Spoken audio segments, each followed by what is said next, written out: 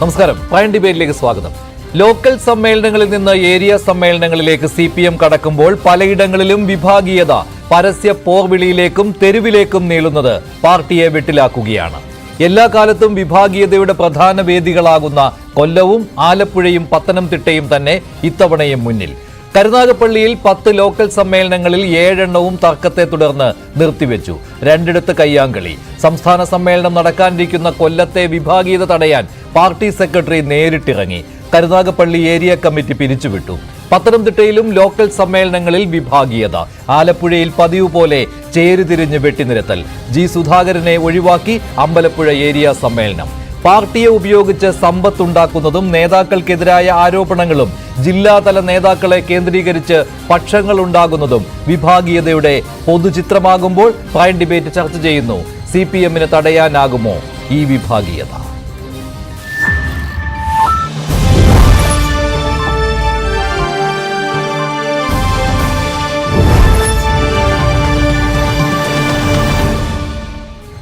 Prime ഡിബേറ്റിൽ രാഷ്ട്രീയ നിരീക്ഷകൻ Shri KM Shajahan, ഇടതു നിരീക്ഷകൻ ശ്രീ NM പിയേഴ്സൺ, CPM സഹയാത്രികൻ ഡോക്ടർ B. ജയരാജ് എന്നിവരാണ് പങ്കെടുക്കുന്നത്. ആദ്യം ശ്രീ KM ഷാജഹാൻ, വിഭാഗീയത CPMൽ ആദ്യമായിട്ടുണ്ടാകുന്നതല്ല. പക്ഷേ ഈ ഏറ്റവും ഒടുവിൽ VS പിണറായി വിഭാഗീയ പക്ഷങ്ങൾക്ക് ശേഷം ഇപ്പോൾ കാണുന്ന ഈ വിഭാഗീയത പാർട്ടി സമ്മേളനങ്ങൾ അത് എത്രമാത്രം വ്യത്യസ്തമാണ്? ഇത് സംസ്ഥാന നേതൃത്വത്തെ ഒരു തട്ടിൽ നിർത്തിക്കൊണ്ടുള്ള ഒരു വിഭാഗീയത എന്ന് പറയാനാകുമോ? അതോ ജില്ലാ തലങ്ങളിലും അതുപോലെ പ്രാദേശിക തലങ്ങളിലുമൊക്കെ ഓരോരോ നേതാക്കളെ കേന്ദ്രീകരിച്ചുള്ള പക്ഷം പിടിക്കൽ മാത്രമാണോ ഇത്? അല്ല മഞ്ജുഷ്, ഇത് ഈ CPMനകത്ത് വിഭാഗീയത എന്ന് പറയുന്നത് ഒരു പുതിയ സംഭവമാണ് എന്ന് എനിക്ക് തോന്നുന്നില്ല. 1980-കൾ മുതൽ CPMന്റെ കൂടപ്പുറപ്പാണ് വിഭാഗീയത. പക്ഷേ ആ വിഭാഗീയതയ്ക്കൊക്കെ ഒരു പ്രത്യയശാസ്ത്ര അടിത്തറ ഉണ്ടായിരുന്നു. ഈ പറഞ്ഞ പോലെ CITU വിരുദ്ധ പക്ഷം ആയിട്ടുള്ള ഒരു വിഭാഗീയത ആദ്യം ഉണ്ടായിരുന്നു. PS അച്യുതാനന്ദൻ ഉൾപ്പെടെയുള്ള ഒരു വശത്തും ബാലാനന്ദൻ ഉൾപ്പെടെയുള്ള CITUക്കാർ വേറൊരു വശത്തും ഉള്ളൊരു വിഭാഗീയത ഉണ്ടായിരുന്നു. അതിനൊരു പ്രത്യയശാസ്ത്ര അടിത്തറ ഉണ്ടായിരുന്നു. അതിനുശേഷം വന്ന വിഭാഗീയതയിലാണ് പിന്നീട് നമ്മൾ പിണറായി വിജയനെയും അച്യുതാനന്ദനെയും കാണുന്നത്. അവിടെയും ഈ പറഞ്ഞതുപോലെ ഭാഗികമായിട്ടാണെങ്കിലും ഒരു പ്രത്യയശാസ്ത്ര അടിത്തറ അതിനുണ്ടായിരുന്നു. പക്ഷേ അതുപോലെ തന്നെ വ്യക്തിപരമായ നേട്ടങ്ങൾക്കും കൂടിയായിരുന്നു. പിണറായി പക്ഷത്തിൻ്റെ ആ ഒരു പ്രശ്നങ്ങൾ ഉണ്ടായിരുന്നെങ്കിൽ പോലും കുറേയൊക്കെ VSന്റെ ഭാഗത്തു നിന്നെങ്കിലും അതിനൊരു പ്രത്യയശാസ്ത്ര തലം അതിന് ഉണ്ടായിരുന്നു. എന്നാൽ ഇപ്പം നമ്മൾ കാണുന്നത് എന്താ? യഥാർത്ഥത്തിൽ ഇപ്പം നമ്മൾ കാണുന്നത് ഈ പച്ചയായ സ്ഥാപിത താല്പര്യം, പച്ചയായ നിക്ഷിപ്ത താല്പര്യം, ഈ പറഞ്ഞതുപോലെ അഴിമതി, ഈ ഭൂമി കയ്യേറൽ, സ്ത്രീ വിരുദ്ധത, സ്ത്രീ പീഡനം എന്നൊക്കെ ഉള്ള നിലയിൽ ഇത് വല്ലാതെ അങ്ങ് തരം. ഇപ്പം കരുനാഗപ്പള്ളിയിൽ ഇപ്പോൾ നമ്മൾ കഴിഞ്ഞ ദിവസം കണ്ടു. കരുനാഗപ്പള്ളിയിൽ ഒരു ലോക്കൽ കമ്മിറ്റി സെക്രട്ടറിയെ മാറ്റി വേറൊരു ലോക്കൽ കമ്മിറ്റി സെക്രട്ടറിയെ കൊണ്ടുവന്നപ്പോൾ പറഞ്ഞെന്താണ് മനാറുൽ ഇസ്ലാം, മറ്റേ ജിഷ വധക്കേസിലെ പ്രതിയുണ്ടല്ലോ മനാറുൽ ഇസ്ലാം അല്ലേ, അയാളെ മാറ്റിയിട്ട് ഗോവിന്ദച്ചാമിയെ കൊണ്ടുവന്നു എന്നാണ് പറഞ്ഞത്. അതാണ് കരുനാഗപ്പള്ളിയിൽ നമ്മൾ കണ്ടത്. കരുനാഗപ്പള്ളിയിലൊക്കെ എന്താ കാണുന്നത്? കരുനാഗപ്പള്ളിയിലൊക്കെ CPMന്റെ സംസ്ഥാന കമ്മിറ്റി അംഗങ്ങളെ വരെ പൂട്ടിയിടുകയാണ്. നിങ്ങൾ ആലോചിച്ച് നോക്ക്. K. രാജഗോപാൽ എന്ന് പറഞ്ഞ ദീർഘകാലമായി കൊല്ലത്തെ CPMന്റെ ജില്ലാ സെക്രട്ടറി ആയിരുന്ന ആൾ, സോമപ്രസാദ് എന്ന് പറഞ്ഞാൽ പിന്നോക്ക മേഖലയിലെ ആ മേഖലയിലെ ഏറ്റവും പ്രധാനപ്പെട്ട ആളും മുൻ രാജ്യസഭാംഗവുമായിട്ടുള്ള സോമപ്രസാദ്, ഇവരെ രണ്ടുപേരെയും മുറിയിൽ പൂട്ടിയിടുകയാണ്. ഇത് സത്യം പറഞ്ഞു കഴിഞ്ഞാൽ കോൺഗ്രസ് പോലെ ഈ പറഞ്ഞുള്ള ബൂർഷ്വാ പാർട്ടികൾ പോലും ഇതില്ലാത്ത അവസ്ഥയാണ്. എന്നിട്ട് എന്താ സംഭവിക്കുന്നത്? എന്നിട്ട് വലിയ തോതിലുള്ള പ്രകടനങ്ങൾ പിന്നെ അത് പറഞ്ഞു പ്രകടനങ്ങൾ നടക്കുന്നു. അവസാനം എന്താ സംഭവിക്കുന്നത്? പാർട്ടി സംസ്ഥാന സെക്രട്ടറി കൊല്ലത്ത് ചെന്നിട്ട് കരുനാഗപ്പള്ളി ഏരിയ കമ്മിറ്റി പിരിച്ചുവിടുന്ന സമീപനമാണ്. നമ്മളിപ്പോൾ കരുനാഗപ്പള്ളി കാണേണ്ടതെന്നറിയോ? ഇന്നലെ ഞാൻ യൂട്യൂബിൽ നോക്കുമ്പോൾ അവിടുത്തെ ജില്ലാ സെക്രട്ടറി ആയിട്ടുള്ള M. സുദേവൻ അയാൾ വന്നിട്ട് പറയുന്നത് ഇവിടെ യാതൊരു പ്രശ്നവുമില്ല, ഇവിടെ എല്ലാ പ്രശ്നങ്ങളും ഞങ്ങൾ പരിഹരിച്ചതാണ്, ഈ പ്രശ്നങ്ങളെല്ലാം മാധ്യമങ്ങൾ ഉണ്ടാക്കിയതാണ് എന്ന് പറഞ്ഞ് മാധ്യമങ്ങളുടെ തലയിൽ തട്ടിക്കയറുന്ന പാർട്ടി ജില്ലാ സെക്രട്ടറിയാണ് നമ്മൾ ഇന്ന് കണ്ടത്. എന്നാൽ അതേ സ്ഥലത്തേക്ക് പാർട്ടി സംസ്ഥാന സെക്രട്ടറി ഇന്ന് ചെന്നിട്ട് ജില്ലാ സെക്രട്ടറി പറഞ്ഞ മുഴുവൻ തെറ്റാണെന്നുള്ളത് കൊണ്ടാണ് പിന്നെ പാർട്ടി ഏരിയ കമ്മിറ്റി തന്നെ പിരിച്ചുവിടുന്നത്. ഇത് കൊല്ലത്ത് നടക്കുന്നു. ആലപ്പുഴയിൽ എന്താ സംഭവിക്കുന്നത്? ആലപ്പുഴ ജില്ലയിലെ സമീപകാലത്തെ ഏറ്റവും മുതിർന്ന നേതാവായിട്ടുള്ള ജി സുധാകരൻ എന്ന് പറഞ്ഞ ആൾക്ക് അയാളെ ഏരിയ സമ്മേളനത്തിന് പോലും അയാളെ വിളിക്കുന്നില്ല. ഇപ്പോൾ തിരുവല്ലയിൽ എന്താ സംഭവിക്കുന്നത്? തിരുവല്ലയിൽ സംഭവിക്കുന്നത് അവിടെ സ്ത്രീപീഡന കേസിൽ പ്രതിയായിട്ടുള്ള ഒരാളെ സംരക്ഷിക്കാൻ വേണ്ടി തോമസ് ഐസക്കിന് തെരഞ്ഞെടുപ്പിൽ വോട്ട് കൊടുത്തില്ല. ഇതൊക്കെ തെക്കൻ ജില്ലകളിൽ നടക്കുന്നത്. വടക്കൻ ജില്ലയിൽ നടന്നൊരു പ്രധാനപ്പെട്ട പ്രശ്നം കാണാതെ പോയിട്ടുണ്ട്. അതുകൂടെ പറഞ്ഞു ഞാൻ നിർത്തിക്കോളാം. പാലക്കാട് ജില്ലയിൽ കൊഴിഞ്ഞാമ്പാറ എന്ന് പറഞ്ഞൊരു സ്ഥലത്ത് അവിടുത്തെ ലോക്കൽ സമ്മേളനത്തിൽ കോൺഗ്രസിൽ നിന്ന് ഒരു വർഷം മുമ്പ് വന്ന ഒരാളെ ലോക്കൽ സെക്രട്ടറി ആക്കുന്നതുമായി ബന്ധപ്പെട്ട തർക്കത്തെ തുടർന്ന് അവിടെ ഒരു ഗ്രാമത്തിലെ പാർട്ടിക്കാർ മുഴുവൻ വിമതരായി. ഏതാണ്ട് 300 പാർട്ടി അംഗങ്ങളുള്ളതിൽ 280 പാർട്ടി അംഗങ്ങൾ വിമതരാകുന്നു. 35 ബ്രാഞ്ച് സെക്രട്ടറിമാരുള്ളതിൽ 28 ബ്രാഞ്ച് സെക്രട്ടറിമാരും വിമതരാകുന്നു. വലിയ തോതിലുള്ള വിമത നീക്കം അവിടെ നടക്കുന്നു. അപ്പോൾ ഇത് ഈ പറഞ്ഞതുപോലെ ഏരിയ സമ്മേളനങ്ങളിലേക്ക് വരുമ്പോൾ ഉണ്ടാകുന്ന പൊട്ടിത്തെറി എന്ന് പറയുന്നത് ഈ പാർട്ടിയെ അടിമുടി ഗ്രസിച്ചിട്ടുള്ള ജീർണത ഈ പറഞ്ഞ പോലെ ഡാർക്ക് അണ്ടർബെല്ലി എന്ന് പറയുന്ന പോലെ ഇത് പൊട്ടി ഒലിക്കുന്നതാണ് നമ്മൾ കാണുന്നത്. അതായത് താങ്കൾ പറയുന്നത് ഇതിനൊരു പ്രത്യയശാസ്ത്ര തലവും ഇല്ല, പകരം ഈ പ്രാദേശിക നേതാക്കൾ അല്ലെങ്കിൽ ജില്ലാതല നേതാക്കൾ ഇവരുടെയൊക്കെ താല്പര്യങ്ങൾക്കനുസരിച്ച്, അതിലിപ്പോൾ തിരുവല്ലയിൽ കണ്ടത് ഒരു സ്ത്രീ പീഡന കേസിൽ പ്രതിയായ ആളെ ചൊല്ലിയുള്ള തർക്കമാണ്. കരുനാഗപ്പള്ളിയിലും ഈ രീതിയിൽ ഈ 2 നേതാക്കൾ തമ്മിലുള്ള തർക്കമാണ്. അതും അവിടെ നിൽക്കുന്ന കൊല്ലം ജില്ലയിലെ നേതാക്കളാണ് അല്ലെ. അപ്പോൾ അതിന് ഈ സംസ്ഥാന നേതൃത്വം ഒരു പക്ഷത്ത് നിൽക്കുന്ന രീതിയിലുള്ള ഔദ്യോഗിക പക്ഷം വിമതപക്ഷം ആ ഒരു വേർതിരിക്കൽ ഇല്ലല്ലോ ഇവിടെ. അങ്ങനെ ഒരു വിഭാഗീയത അല്ല എന്ന് തീർത്ത് പറയാമല്ലോ. അതുകൊണ്ട് തന്നെ ഈ സംസ്ഥാന നേതൃത്വത്തിന് ഇതിൽ ഇടപെടാനും നടപടിയെടുക്കുവാനും എളുപ്പമാണോ അതോ ബുദ്ധിമുട്ടാണോ? അല്ല മഞ്ജുഷ, ഇതിനകത്ത് കാണുന്നൊരു വ്യത്യസ്ത ഇതെന്താണെന്നറിയോ? സാധാരണഗതിയിൽ ഇതുപോലുള്ള അസ്വസ്ഥതകൾ വരുമ്പോൾ പാർട്ടി നേതൃത്വം ഇടപെട്ട് ഉരുക്കുമുട്ടി ഉപയോഗിച്ച് അത് അടിച്ചമർത്തുന്നതാണ് നമ്മൾ കാണുന്നത്. ഇപ്പോൾ പാലക്കാട് മഞ്ജുഷ ഓർമ്മയുണ്ടാവും, എന്തോ ഒരു ഏരിയ കമ്മിറ്റി മെമ്പർ വന്ന് പൊട്ടിക്കരഞ്ഞ ഉടനെ തന്നെ മണിക്കൂറുകൾ കഴിയുമ്പോഴത്തേക്ക് അവിടെ NN കൃഷ്ണദാസ് ചെല്ലുന്നു, അയാളുടെ പ്രശ്നങ്ങൾ തീരുന്നു, അയാളെ പാർട്ടിയിലേക്ക് കൊണ്ടുവരുന്നു. ഇതാണ് നമ്മളവിടെ കണ്ടത്. പക്ഷേ കൊല്ലത്ത് നമ്മൾ കണ്ടത് എന്താ? വിമതന്മാർക്ക് വഴിപ്പെടുകയാണ് സംസ്ഥാന നേതൃത്വം.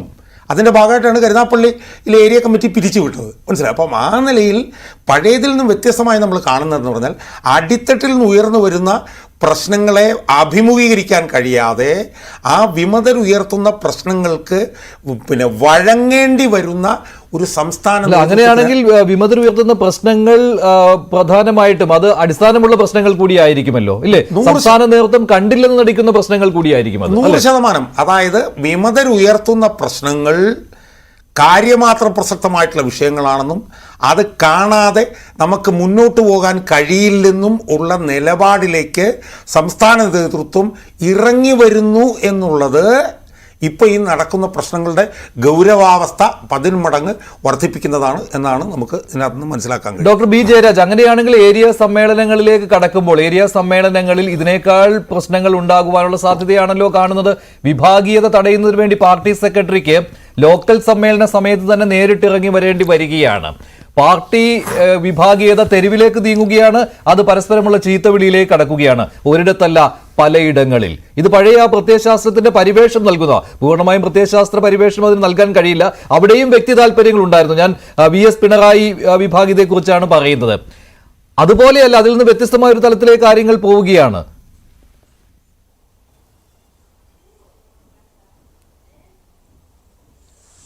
മഞ്ജുഷ്, ഈ കരുനാഗപ്പള്ളിയിലെ വിഷയം നമ്മളെടുത്ത് പരിശോധിക്കുകയാണെങ്കിൽ ഇതിന് കുറച്ച് വർഷങ്ങൾ പുറകിലേക്ക് പോകണം. കുലശേഖരത്തെ ഒരു പ്രാദേശിക വിഷയമായിട്ട് നമുക്ക് കാണാമെങ്കിലും കരുനാഗപ്പള്ളിയിലെ വിഷയം കുറച്ചുകൂടെ ശ്രദ്ധിക്കപ്പെടേണ്ട വിഷയം തന്നെയാണ്. കാരണം ഒരു സമയത്ത് CIT വിഭാഗം VS വിഭാഗം എന്നുള്ള രീതിയിൽ 2 പോരടിച്ച് നടന്ന സമയത്ത് കുറേയധികം നേതാക്കന്മാരെ VB Cherian, Appukuttan Vallikkunnu, KN Ravindranath, C Kannan, O Bharathan തുടങ്ങിയ ഒരുവിധം മുൻനിര നേതാക്കന്മാരെ മൊത്തം വെട്ടിനിരത്തിയ സമയത്ത് ആ സമയത്ത് കരുനാഗപ്പള്ളിയിൽ ഉണ്ടായിരുന്ന ക്രീം ഓഫ് യങ്സ്റ്റേഴ്സ്, എനിക്ക് ഏറ്റവും അടുത്തറിയാവുന്ന എൻ്റെ കൂടെ ദൈനംദിനം സഹകരിച്ചിരുന്ന ആളുകളെല്ലാം കുറേയധികം പേര് ഈ പാർട്ടി പണി നിർത്തിപ്പോയി. കുറേയധികം പേര് മദ്യത്തിനടിമയായി കുറേയധികം പേര് ആത്മഹത്യ ചെയ്തു, കുറേയധികം പേര് വേറെ CPIM പിന്നെ ഇത് VB ചെറിയാൻ്റെ പാർട്ടിയിലേക്ക് പോവുകയും ചെയ്തു. അതിനുശേഷം അവിടെ പാർട്ടിയിൽ ആളില്ലാത്ത, ചെറുപ്പക്കാരില്ലാത്ത ഒരവസ്ഥ എത്തിയപ്പോഴാണ് എവിടെ നിന്നൊക്കെ വന്നിട്ട് മുമ്പ് ഈ കാൻഡിഡേറ്റ് മെമ്പർഷിപ്പ്, പെർമനന്റ് മെമ്പർഷിപ്പ് എന്നൊക്കെ പറയുന്ന ഇതൊന്നും ഇല്ലാതെ, യാതൊരു തത്വദീക്ഷയില്ലാതെ ആളുകളെ എടുത്തു വെച്ച് കമ്മിറ്റിയിൽ ആൾ നിറച്ചതിൻ്റെ ഭാഗമായിട്ടാണ് ഇന്ന് പാർട്ടി അനുഭവിക്കുന്ന ഈ പ്രധാനപ്പെട്ട വൃത്തികേട് കരുനാഗപ്പള്ളിയിൽ അരങ്ങേറിയത്. എന്നാൽ ഈ കൊണ്ടുവന്നവരെ വിദ്യാഭ്യാസം കൊടുക്കുക, പാർട്ടി വിദ്യാഭ്യാസം കൊടുക്കുക. പാർട്ടി വിദ്യാഭ്യാസം കൊടുക്കുന്ന അന്ന് ഞങ്ങൾക്കൊക്കെ ക്ലാസ് എടുക്കാൻ വരുന്നത് VB ചെറിയാനെ പോലുള്ള പരിണിതപ്രജ്ഞരായിട്ടുള്ള ആളുകളാണ്. അദ്ദേഹമൊക്കെ വന്നിട്ട് ഒരു ക്ലാസ് എന്നൊക്കെ പറഞ്ഞ ഒരു എക്കണോമിക് ഫോറത്തിൽ അറ്റൻഡ് ചെയ്യുന്ന കണക്കൊലയാണ്. അമ്മാതിരിയൊക്കെയുള്ള പ്രഗത്ഭരും പ്രതിഭാശാലികളായ ആളുകളെല്ലാം വെട്ടിനിരത്തി, യാതൊരു മര്യാദയില്ലാതെ വെട്ടിനിരത്തി. അത് വ്യക്തിപരമാണ്. വൈരനൈരാധന ബുദ്ധി എന്നൊക്കെ രേഖപ്പെടുത്തിയിരിക്കുന്നത് വളരെ കറക്റ്റായിട്ടാണ്. അങ്ങനെ വെട്ടിനിരത്തിയതിൻ്റെ ഭാഗമായിട്ടാണ് ഈ കരുനാഗപ്പള്ളിയിൽ. പിന്നെ ഈ കുലശേഖരത്തെ ഒരു പ്രാദേശിക വിഷയമായിട്ട് നമുക്ക് കാണാമെന്ന് പറഞ്ഞു കഴിഞ്ഞാൽ കാര്യം 32,000 ബ്രാഞ്ചുകൾ ഏകദേശം അതിൽ കൂടുതലുണ്ട്. അതിലൊരു 10-12 ചേരുന്നതാണ് ഒരു ലോക്കൽ എന്നൊക്കെ പറഞ്ഞിട്ട് നമുക്ക് താൽക്കാലികമായ ജാമ്യം എടുക്കാമെങ്കിലും കരുനാഗപ്പള്ളിയിലെ വിഷയങ്ങൾ ഫീസിസമാണ്. എന്നാൽ അത് നിയന്ത്രിക്കാനായിട്ട് കൊണ്ടുവന്നതോ 2 പേരെ. സോമപ്രസാദ് രാജ്യസഭാ മെമ്പറായിരുന്ന ആളാണ്. പക്ഷെ ഇവരെല്ലാം ഈ സിറ്റി ഔട്ട്സ്കേർട്സിൽ നിന്ന് വരുന്ന ആളുകളാണ്. വളരെ ഗ്രാമപ്രദേശങ്ങളിൽ നിന്ന് വരുന്ന ആളുകളാണ്. രാജോത്സവം ആണെങ്കിലും അതുപോലെ തന്നെ ഈ സോമപ്രസാദ് ആണെങ്കിലും അവര് ഈ പറഞ്ഞ കണക്കൊരു പരോക്ഷമായ ഭാഷയോ അല്ലെങ്കിൽ ഒരു സ്ട്രോങ് ആയിട്ടുള്ള ഒരു സമീപനം എടുക്കുന്ന ആളുകളല്ല. അവരെല്ലാം വളരെ സോഫ്റ്റ് ആയിട്ടുള്ള ആളുകളാണ്. അവരെ ഈ പ്രദേശത്ത് നിന്ന് ജില്ലാ സെക്രട്ടറിമാരാക്കി വെച്ചതിന്റെ ഉദ്ദേശവും സിറ്റിയിലുള്ള ചില ആളുകൾക്ക് കളിക്കാൻ വേണ്ടിയിട്ട് തന്നെയാണെന്ന് എനിക്ക് അടുത്തറിയാവുന്ന കേസുമാണ്.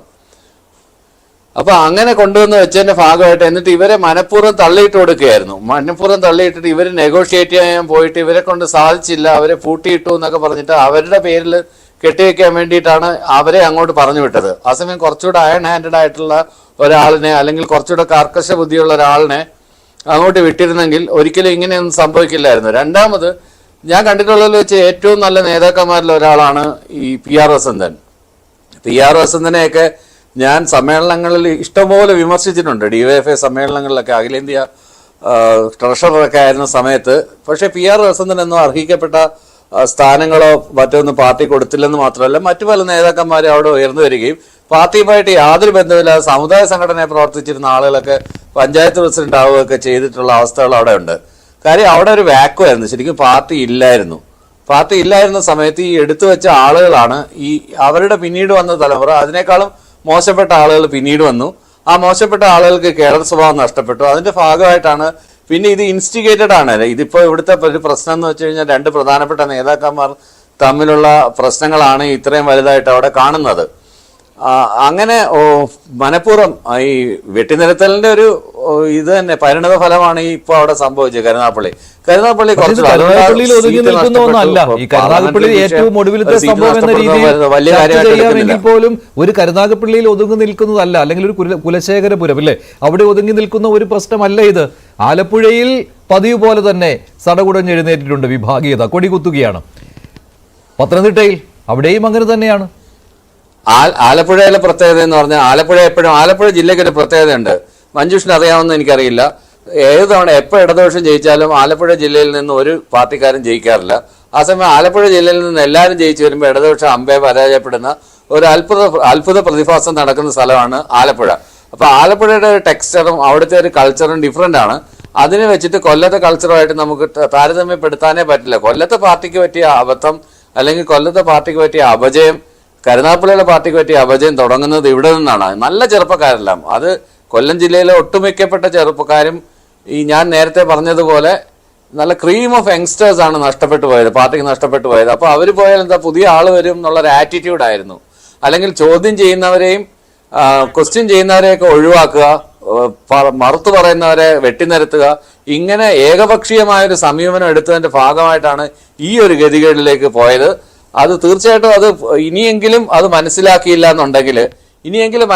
എന്നുണ്ടെങ്കിൽ ഇപ്പൊ കുറെയൊക്കെ ബാധിച്ചു കഴിഞ്ഞു. ധാരാളം ഇപ്പൊ 10 നിയമസഭാ സീറ്റ് പല കാര്യങ്ങളിലൂടെ അവിടെ നേടിക്കഴിഞ്ഞു. പാർലമെന്റ് സീറ്റ് സ്ഥിരമായിട്ട് നഷ്ടപ്പെട്ടു കഴിഞ്ഞു. പാർലമെന്ററി രംഗം അല്ലാതെ പാർട്ടി എന്നുള്ളതിൽ എടുത്തു നോക്കിക്കഴിഞ്ഞാൽ വളരെ വളരെ കഷ്ടമാണ്. വളരെയധികം ദുര്യോഗത്തിലൂടെയാണ്. ഇത്രയും വർഷങ്ങളൊക്കെ നിന്നിട്ടാണ് വളരെ ശരി. അപ്പോൾ ഷാജഹാൻ പറഞ്ഞ പോലെ പാർട്ടിയുടെ ഒരു അപജയം ജീർണത സൂചിപ്പിക്കുന്ന ഒന്നാണ് ഇപ്പോൾ സമ്മേളന സമയത്ത് കാണുന്ന ഈ വിഭാഗീയത. അതിനോട് താങ്കളും യോജിക്കുകയാണ് അല്ലേ? തീർച്ചയായിട്ടും അതിനകത്ത് യാതൊരു സംശയം വേണ്ട. തുറന്നു സമ്മതിക്കുന്നുണ്ട്. എനിക്ക് യാതൊരു ഇതുമില്ല. എനിക്ക് അറിയാവുന്ന കാര്യമാണ്, കൃത്യമായിട്ട് അറിയാവുന്ന കാര്യമാണ്. ഇപ്പൊ കൊഴിഞ്ഞാമ്പാറയിലെയോ അല്ലെങ്കിൽ കണ്ണൂർ നടന്ന കാര്യങ്ങളോ ഒന്നും എനിക്ക് അത്ര അടുത്തറിയാവുന്ന കേസല്ല. പക്ഷേ ഈ കരുനാഗപ്പള്ളിയിലെ കേസ് വർഷങ്ങളായിട്ട് എനിക്കറിയാവുന്നതാണ്. ഞാൻ കൊല്ലം ജില്ലയിൽ താമസിച്ച് വളരെയധികം വർഷം ജീവിച്ചാണ്. പാർട്ടി മെമ്പറായിട്ടിരുന്ന ആളാണ്. കൊല്ലം ജില്ല വിദേശത്ത് പോകുന്നത് വരെ. അതിന് മുമ്പ് DYFI പ്രവർത്തിച്ചിരുന്നു. കൊല്ലം ജില്ലയായിരുന്നു എൻ്റെ തട്ടകം. അതുകൊണ്ട് ഈ ഇത്തരം ചെറുപ്പക്കാരൊക്കെ ആയിട്ട്, പ്രത്യേകിച്ച് ചെറിയ സാഹചര്യമായിട്ട് എനിക്ക് അടുത്ത ബന്ധമുള്ള ഒരാളായിരുന്നു. ഒരുപാട് കമ്മ്യൂണിക്കേഷൻ നടത്തിയിട്ടുണ്ട് അവരൊക്കെ ആയിട്ട് ആ സമയത്ത്. അങ്ങനെ ഒരുപാട് പേര്, MM ലോറൻസ് ആണെങ്കിലും, ലോറൻസ് ഖാനൊക്കെ നേരിട്ട് പോയി കണ്ട് സംസാരിച്ചിട്ടുണ്ട് ഇത്തരം വിഷയങ്ങൾ സംസാരിക്കാൻ വേണ്ടി. KN രവീന്ദ്രനാഥിനെ കണ്ടിട്ടുണ്ട്. അവസാനം ആലപ്പുഴ ജില്ലയിൽ വെച്ചിട്ട് CIT-ന്റെ സമ്മേളനത്തിൽ കണ്ണൻ ഒഴിയുന്ന സമ്മേളനത്തിൽ അദ്ദേഹത്തിന്റെ ജീപ്പിനകത്ത് വെച്ച് കെട്ടിക്കൊണ്ടുപോകുന്നത് വെയ്യാത്ത ബേബി ജോണിനെ ഇലക്ഷന് വോട്ട് ചെയ്യാൻ വേണ്ടിയിട്ട് ഷിബു ബേബി ജോൺ കൊണ്ടുപോകുന്ന പോലെയാണ്. പക്ഷേ ഇതിനകത്ത് ഇതുകൊണ്ടൊന്നും ആരും ഇതൊക്കെ പറയുമെങ്കിലും ഇത് പോയി കഴിഞ്ഞാൽ എന്താണ് സ്ഥിതി എന്നുള്ളതാണ്. ഇത് പോയി കഴിഞ്ഞാൽ വാക്കുവാണ് ശരിക്കും. അതിനനുസരിച്ച് അതുകൊണ്ടാണ് നമ്മളൊക്കെ ഇപ്പോഴും ഇടതുപക്ഷത്ത് നിൽക്കുന്നത്. ഇത് പോയി കഴിഞ്ഞാൽ ഇവിടെ കടൽ കൊള്ളക്കാരന്മാർ വരും, ഇതിന് റാസ്പുട്ടിൻസ് വരും, അങ്ങനെയുള്ള ആളുകളാണ് ഇനി ഇത്. അതുകൊണ്ടാണ് ഉള്ള ഒരു പച്ചത്തുരുത്താണിത്. അതുകൊണ്ടാണ് ഞാനടക്കമുള്ള ആളുകൾ. അല്ലാതെ എനിക്കെന്തെങ്കിലും വ്യക്തിപരമായ നേട്ടത്തിനോ അല്ലെങ്കിൽ എനിക്കെന്തെങ്കിലും വേറെ എന്തെങ്കിലും സ്ഥാനങ്ങൾക്ക് വേണ്ടിയിട്ടോ അല്ലെങ്കിൽ വേറെ എന്തെങ്കിലും സ്വാർത്ഥ ലാഭത്തിന് വേണ്ടിയിട്ടോ അല്ല ഞാനിതിനെ. എൻ്റെ ഈ ഐഡിയോളജിക്കൽ സ്റ്റാൻഡാണ് ഇതിനകത്ത് സത്യത്തിൽ. പക്ഷെ ഇവ തിരുത്തപ്പെടണം, തിരുത്തപ്പെട്ടില്ല. ശ്രീ KM ഷാജഹാൻ, ഇപ്പോൾ ഡോക്ടർ B ജയരാജന് പോലും ഇക്കാര്യത്തിൽ പാർട്ടിയെ ന്യായീകരിക്കാൻ പറ്റുന്നില്ല. അദ്ദേഹത്തിന് നേരിട്ട് അറിയാവുന്ന ഒരു സ്ഥലത്തെ കുറിച്ചാണ് കരുനാഗപ്പള്ളിയിലെ ഈ വിഭാഗീയത. അദ്ദേഹത്തിന് നേരിട്ട് ബോധ്യമുള്ളത് കൊണ്ടാണ് അദ്ദേഹം അതിൽ ആത്മവിമർശനാത്മകമായി തന്നെ കാര്യങ്ങളെ നോക്കിക്കാണുന്നത്. താങ്കൾക്കും അതിനോട് അപ്രീഷിയേറ്റ് ചെയ്യണം തോന്നുന്നുണ്ടല്ലോ? അല്ല മഞ്ജുഷ, ഇതിനകത്ത് ഞാൻ പറഞ്ഞല്ലോ, ഇത് ഈ ജയരാജ് പറഞ്ഞതിനോട് പൊതുവിൽ ഞാൻ യോജിക്കുമ്പോഴും ഇതൊരു കൊല്ലം ബേസ്ഡ് പ്രശ്നമോ അല്ലെങ്കിൽ ഒരു ആലപ്പുഴ ബേസ്ഡ് പ്രശ്നമോ അല്ലെങ്കിൽ ഒരു പത്തനംതിട്ട ബേസ്ഡ് പ്രശ്നമോ അല്ല. ഇത് ഈ പാർട്ടിയുടെ വലിയ തോതിലുള്ള ജീർണത, ഞാൻ നേരത്തെ പറഞ്ഞതുപോലെ പുറത്തേക്ക് പൊട്ടി ഒലിക്കുന്നതാണ് നമ്മളിപ്പോൾ കാണുന്നത്. അത് കാണുമ്പോൾ നമ്മൾ കാണേണ്ടത് എന്താണ്? അത് കാണുമ്പോൾ നമ്മൾ കാണേണ്ടത് ഈ പാർട്ടിയുടെ സംസ്ഥാന നേതൃത്വം അവിടെ മുതൽ തുടങ്ങി താഴോട്ട് പോകുന്നതാണ് ഈ ജീർണത. അത് നമ്മൾ കാണണം. CPM-ൻ്റെ സംസ്ഥാന നേതൃത്വത്തെ സംബന്ധിച്ചിടത്തോളം ഇത്രയേറെ ഈ പറഞ്ഞതുപോലെ ആരോപണ വിധേയമായ, ഇത്രയേറെ ജീർണിച്ച, ഇത്രയേറെ കഴിവുകെട്ടൊരു CPM നേതൃത്വം CPM-ൻ്റെ ചരിത്രത്തിൽ കേരളത്തിൽ പാർട്ടി രൂപീകരണത്തിന് ശേഷം ഉണ്ടായിട്ടുണ്ടെന്ന് എനിക്ക് തോന്നുന്നില്ല. അപ്പോൾ അവിടുന്ന് താഴോട്ടുള്ള ജീർണത പൊട്ടി ഒലിക്കുകയാണിത്. അത് ഓരോ തട്ട് മുകളിലേക്ക് എത്തുമ്പോഴും ആ ജീർണതയാണ് ഇത് ഉണ്ടായിക്കൊണ്ടിരിക്കുന്നത്. അതുകൊണ്ട് തന്നെ ഇപ്പോൾ കൊല്ലത്ത് കുറേ നേതാക്കന്മാർ പോയി എന്ന് പറഞ്ഞു. കൊല്ലത്ത് നേതാക്കന്മാർ പോയതുപോലെ കണ്ണൂർ നേതാക്കന്മാർ പോയിട്ടുണ്ട്. നേതാക്കന്മാർ പോകുന്നതല്ല ഇതിനകത്തെ പ്രശ്നം. ഇതിനകത്തെ പ്രശ്നം ഈ പാർട്ടിയെ ബാധിച്ചിരിക്കുന്ന ഓൾറൗണ്ട് ജീർണതയാണ്. അതിൻ്റെ ഏറ്റവും അവസാന റീലിലേക്കാണ് നമ്മളിത് കണ്ടുകൊണ്ടിരിക്കുന്നത്. പാർട്ടിയിൽ നിൽക്കുന്നത്, പാർട്ടി പോയാൽ റാസ്പുട്ടിനുകൾ വരും എന്ന് പറഞ്ഞതിനകത്തുള്ളൊരു പ്രശ്നം, പാർട്ടിക്ക് ലീഡർഷിപ്പ് കൊടുക്കുന്നത് ഇപ്പം റാസ്പുട്ടിനുകളാണ്. ആ റാസ്പുട്ടിനുകൾ ആയതുകൊണ്ടാണ് ഈ പാർട്ടി ഈ നിലയിൽ അധപ്പതിക്കുന്നത് എന്നുള്ളത് കൂടി നമ്മൾ കാണണം. ശരി, ശ്രീ NM പിയേഴ്സൺ, ഇപ്പോൾ പാലക്കാട് കൊഴിഞ്ഞാമ്പാറയിലെ കാര്യം പറഞ്ഞു. അവിടെ സമാന്തരമായിട്ട് പാർട്ടി ഓഫീസ് പോലും തുടങ്ങിയിരിക്കുകയാണ്. അത് വിഭാഗീയത ആ തലത്തിലേക്ക് പോലും മാറിയിട്ടുണ്ട്. പക്ഷേ കരുനാഗപ്പള്ളിയിൽ നടപടിയെടുക്കുവാനായിട്ട് പാർട്ടി സംസ്ഥാന നേതൃത്വത്തിന് കഴിഞ്ഞു. അതായത് MV ഗോവിന്ദൻ ഒരു ശുദ്ധീകരണത്തിന് ഇറങ്ങിത്തിരിച്ചിരിക്കുകയാണ്. വിഭാഗീയതയ്ക്കെതിരെ സന്ധിയില്ലാത്ത സമരം ചെയ്യാൻ പോവുകയാണ്. അങ്ങനെ ഒരു തോന്നലുണ്ടോ? കോടിയേരിയുടെ കാലത്ത് ഈ വിഭാഗീയത അവസാനിച്ചു എന്നുള്ള ഒരു പ്രതീതി ഉണ്ടാക്കിയെടുക്കുവാൻ കഴിഞ്ഞിരുന്നു. MV ഗോവിന്ദന്റെ സമയമാകുമ്പോൾ ഇതൊരു ശുദ്ധീകരണത്തിന്റെ വേദിയാക്കി മാറ്റുന്നു. പാർട്ടി സമ്മേളനങ്ങളിൽ ഒരു തരത്തിലുള്ള വിഭാഗീയതയും അനുവദിക്കുകയില്ല എന്ന സന്ദേശം കൊടുക്കാൻ കഴിയുന്നുണ്ടോ? അല്ലെ, എനിക്ക് മുന്നേ സംസാരിച്ച രണ്ടുപേരും പറഞ്ഞ കാര്യങ്ങളോട് കോംപ്ലിമെന്റ് ചെയ്യാം എന്ന് മാത്രമേ ഞാൻ കരുതുന്നുള്ളൂ. കാരണം നമ്മളുടെ രാഷ്ട്രീയം അത് ഇടതുപക്ഷ രാഷ്ട്രീയം മാത്രമല്ല, കേരളത്തിന്റെ പൊതുവുള്ള രാഷ്ട്രീയം എന്ന് പറയുന്നത് വളരെ അധാർമികമായ രീതിയിൽ മാറിക്കഴിഞ്ഞിരിക്കുകയാണ് എന്നുള്ള കാര്യത്തിൽ അതിനെ നിരീക്ഷിക്കുന്ന ആളുകൾക്ക് ആർക്കും സംശയം ഉണ്ടാവും എന്ന് ഞാൻ കണക്കാക്കുന്നില്ല. അതിന് പ്രധാനപ്പെട്ട കാരണമായി മാറിയിട്ടുള്ളത് യഥാർത്ഥത്തിൽ CPM എന്ന് പറയുന്ന പാർട്ടിക്കുണ്ടായിരിക്കുന്ന വലിയ മൂല്യച്യുതി എന്ന വാക്കാണ് ഞാൻ അതിനകത്ത് ഉപയോഗിക്കാനായിട്ട് ആഗ്രഹിക്കുന്നത്. കാരണം ഒരു കാലത്ത് പ്രത്യയശാസ്ത്രപരമായ കാഴ്ചപ്പാടുകളുടെ അടിസ്ഥാനത്തിൽ മൂല്യാധിഷ്ഠിതമായിട്ടുള്ള രാഷ്ട്രീയ പ്രവർത്തനം നടത്തി വളർന്നു വന്നതാണ് കമ്മ്യൂണിസ്റ്റ് പാർട്ടികൾ കേരളത്തിൽ. പക്ഷെ പിന്നീട് അത് ഭരണത്തിലേക്ക് എത്തിച്ചേരുകയും ഭരണവർഗ പാർട്ടിയായി മാറിത്തീരുകയും ചെയ്തപ്പോൾ ഭരണത്തിൽ ഇടപെടുന്ന ഒരു പാർട്ടിക്ക് സംഭവിക്കാവുന്നതായിട്ടുള്ള ദുരന്തം കുറേശ്ശെ ഇതിനെ ബാധിക്കാനായിട്ട് തുടങ്ങുകയും അതിൽ വളരെയധികം ആളുകള് ഭരണത്തിന്റെ അധികാര ധാർഷ്ട്യത്തിന്റെ അതേപോലെ തന്നെ അഴിമതിയുടെ ഒക്കെ ഭാഗമാകുകയോ അതൊക്കെ ആസ്വദിക്കാൻ തുടങ്ങുകയും ചെയ്തു. അങ്ങനെ ആസ്വദിക്കാൻ തുടങ്ങിയ സമയത്ത് അതിനെ തിരുത്താനും അതിന് ബദൽ സംവിധാനങ്ങൾ കൊണ്ടുവരാനും കഴിയാതെ പോയ ഒരു പാർട്ടി എന്ന നിലക്കാണ് ആ പാർട്ടി ഈ പുതിയ കാലത്തെ അഭിസംബോധന ചെയ്യുന്നത്. അപ്പൊ ഇപ്പോൾ അതിലുള്ള അണികൾ ബഹുഭൂരിപക്ഷം പേരും പുതിയ അണികൾ, പുതിയ പ്രവർത്തകർ, അവരൊക്കെ തന്നെ ആ പാർട്ടിക്കുണ്ടായിരുന്ന പ്രത്യയശാസ്ത്രപരമായിട്ടുള്ള നിലപാടിനോട് അടുത്തു നിൽക്കുന്നവരല്ല, അതിനെ ചേർത്ത് നിർത്താൻ കഴിവുള്ളവരല്ല. അവർക്ക് പ്രത്യയശാസ്ത്ര നിഷ്ഠകൾ എന്ന് പറയുന്നത് വളരെ കുറവാണ്. അത് നേതൃത്വത്തെയും സ്വാഭാവികമായിട്ട് ബാധിച്ചിട്ടുണ്ടാൽ ഈ നേതൃത്വത്തിൽ നിന്നാണ് അത് അണികളിലേക്ക് പടർന്നിരിക്കുന്നത്. കാരണം ഈ പാർട്ടിയുടെ സംഘടനാ സംവിധാനം അങ്ങനെയാണ്. മുകളിൽ നിന്ന് താഴോട്ട് കെട്ടിപ്പടുക്കുന്ന ഒരു പാർട്ടി എന്ന നിലക്ക് മുകളിലെടുക്കുന്നതായിട്ടുള്ള തീരുമാനങ്ങൾ താഴിലേക്ക് നടപ്പിലാക്കുന്ന രീതിയിൽ പ്രവർത്തിക്കുന്ന പാർട്ടി എന്ന നിലക്ക് മുകളിൽ അഴിമതി ഉണ്ടാകുമ്പോൾ, മുകളിൽ അധാർമികത ഉണ്ടാകുമ്പോൾ, മുകളിൽ നീതിബോധം നഷ്ടപ്പെടുമ്പോൾ, മുകളിൽ തൊഴിലാളി വർഗ സ്നേഹം നഷ്ടപ്പെട്ടു പോകുമ്പോൾ ഒക്കെ അത് താഴത്തേക്ക് പതുക്കെ ഇങ്ങനെ ട്രാൻസിറ്റ് ചെയ്യും, സംക്രമിക്കും, പരക്കും. അത് പരന്ന് താഴെത്തട്ടിൽ എത്തി കഴിയുമ്പോഴാണ് ഈ താഴെത്തട്ട് എന്ന് പറയുന്നത്, അല്ലെങ്കിൽ താഴെത്തട്ട് പലപ്പോഴും ദുർബലമായിരിക്കും. അത് ആ ദുർബലമായ പ്രതലത്തിൽ ഈ മുകൾ തട്ടിലുള്ളതായിട്ടുള്ള അഴിമതിയും അതേപോലെ തന്നെ സ്വജനപക്ഷപാതവും അനീതിയും അതേപോലെ അധാർമികമായിട്ടുള്ള കാര്യങ്ങളൊക്കെ ചെയ്ത് ആ താഴെത്തട്ടിലിട്ടുകയും ആ താഴെത്തട്ടെന്ന് പറയുന്നത് ഒട്ടും മൂല്യ ബോധമില്ലാത്തതായിട്ടുള്ള ആൾക്കൂട്ടമായിട്ട് മാറിത്തീരുകയും ചെയ്യും. ആ ആൾക്കൂട്ടത്തെ സംബന്ധിച്ചിടത്തോളം അടിയുണ്ടാക്കുന്നതിന് ഒരു പ്രശ്നമില്ല. കരുനാഗപ്പള്ളിയിലെ PR വസന്തനും അതേപോലെ സൂസൻ കോടിയും എന്ന് പറയുന്നതായിട്ടുള്ള രണ്ട് നേതാക്കളെ ചുറ്റിപ്പറ്റി ഉയർന്നു വന്നിരിക്കുന്നതായിട്ടുള്ള അധികാര പ്രശ്നമാണ് അവിടുത്തെ തർക്കമെങ്കിൽ അത് കേരളത്തിലെ ഏത് ഏരിയ കമ്മിറ്റി എടുത്ത് പരിശോധിച്ചാലും ആ ഏരിയ കമ്മിറ്റികളിലെല്ലാം ഇതേപോലെ തന്നെ രണ്ട് ചേരികളുണ്ടാവും, രണ്ട് അധികാര കേന്ദ്രങ്ങൾ. ഇത് ഏരിയ കമ്മിറ്റികൾ മാത്രമല്ല, ലോക്കൽ കമ്മിറ്റികളിലുണ്ട്. ബ്രാഞ്ചിന് അതിനുള്ള ശേഷിയില്ലാത്തതിന്റെ പേരിൽ ആ പ്രശ്നങ്ങൾ ഉണ്ടാവില്ല എന്ന് മാത്രമേ ഉള്ളൂ. ഇപ്പൊ ലോക്കൽ കമ്മിറ്റിയിലും ഏരിയ കമ്മിറ്റിയിലും ജില്ലാ കമ്മിറ്റിയിലും പിന്നെ സംസ്ഥാന കമ്മിറ്റിയിലും ഒക്കെ വരുന്ന സമയത്ത് ഈ ചേരിതിരിവ് എന്ന് പറയുന്നത് അധികാരം പങ്കിടുന്നതിന്റെ പ്രശ്നമായിട്ട് മാറിത്തീരുകയും പങ്കിടുന്നതിൽ വരുന്നതായിട്ടുള്ള പ്രശ്നങ്ങൾ അധികാര തർക്കങ്ങളായി രൂപപ്പെടുകയും ആ അധികാര തർക്കങ്ങൾ എന്ന് പറയുന്നത് വഴക്കിലേക്കും വക്കാണത്തിലേക്കും എത്തും. ഈ കഴിഞ്ഞ ദിവസം കൊല്ലത്ത് സമ്മേളനം ബഹളം നടക്കുന്ന സമയത്ത് അവിടുത്തെ സ്ത്രീ സഹാക്കൾ പറഞ്ഞ എന്താണ്, പെണ്ണുപിടിനെയാണോ പാർട്ടിയുടെ സെക്രട്ടറി ആക്കണമെന്നാണ് ചോദിച്ച് ബഹളം ഉണ്ടാക്കുന്നത്. വളരെ കരുത്തരായിട്ട് നടക്കുന്ന സ്ത്രീ പ്രവർത്തകർ ആണ് അങ്ങനെ പറയുന്നത് എന്നുള്ളത് ചെറിയ കാര്യമായിട്ട് നിങ്ങളാരും എടുക്കരുത്. കേരളത്തിലെ ഒരു പാർട്ടി പ്രവർത്തനം അതിനെ ചെറിയ കാര്യമായിട്ട് എടുക്കാനായിട്ട് പാടില്ല എന്നുള്ളതാണ്.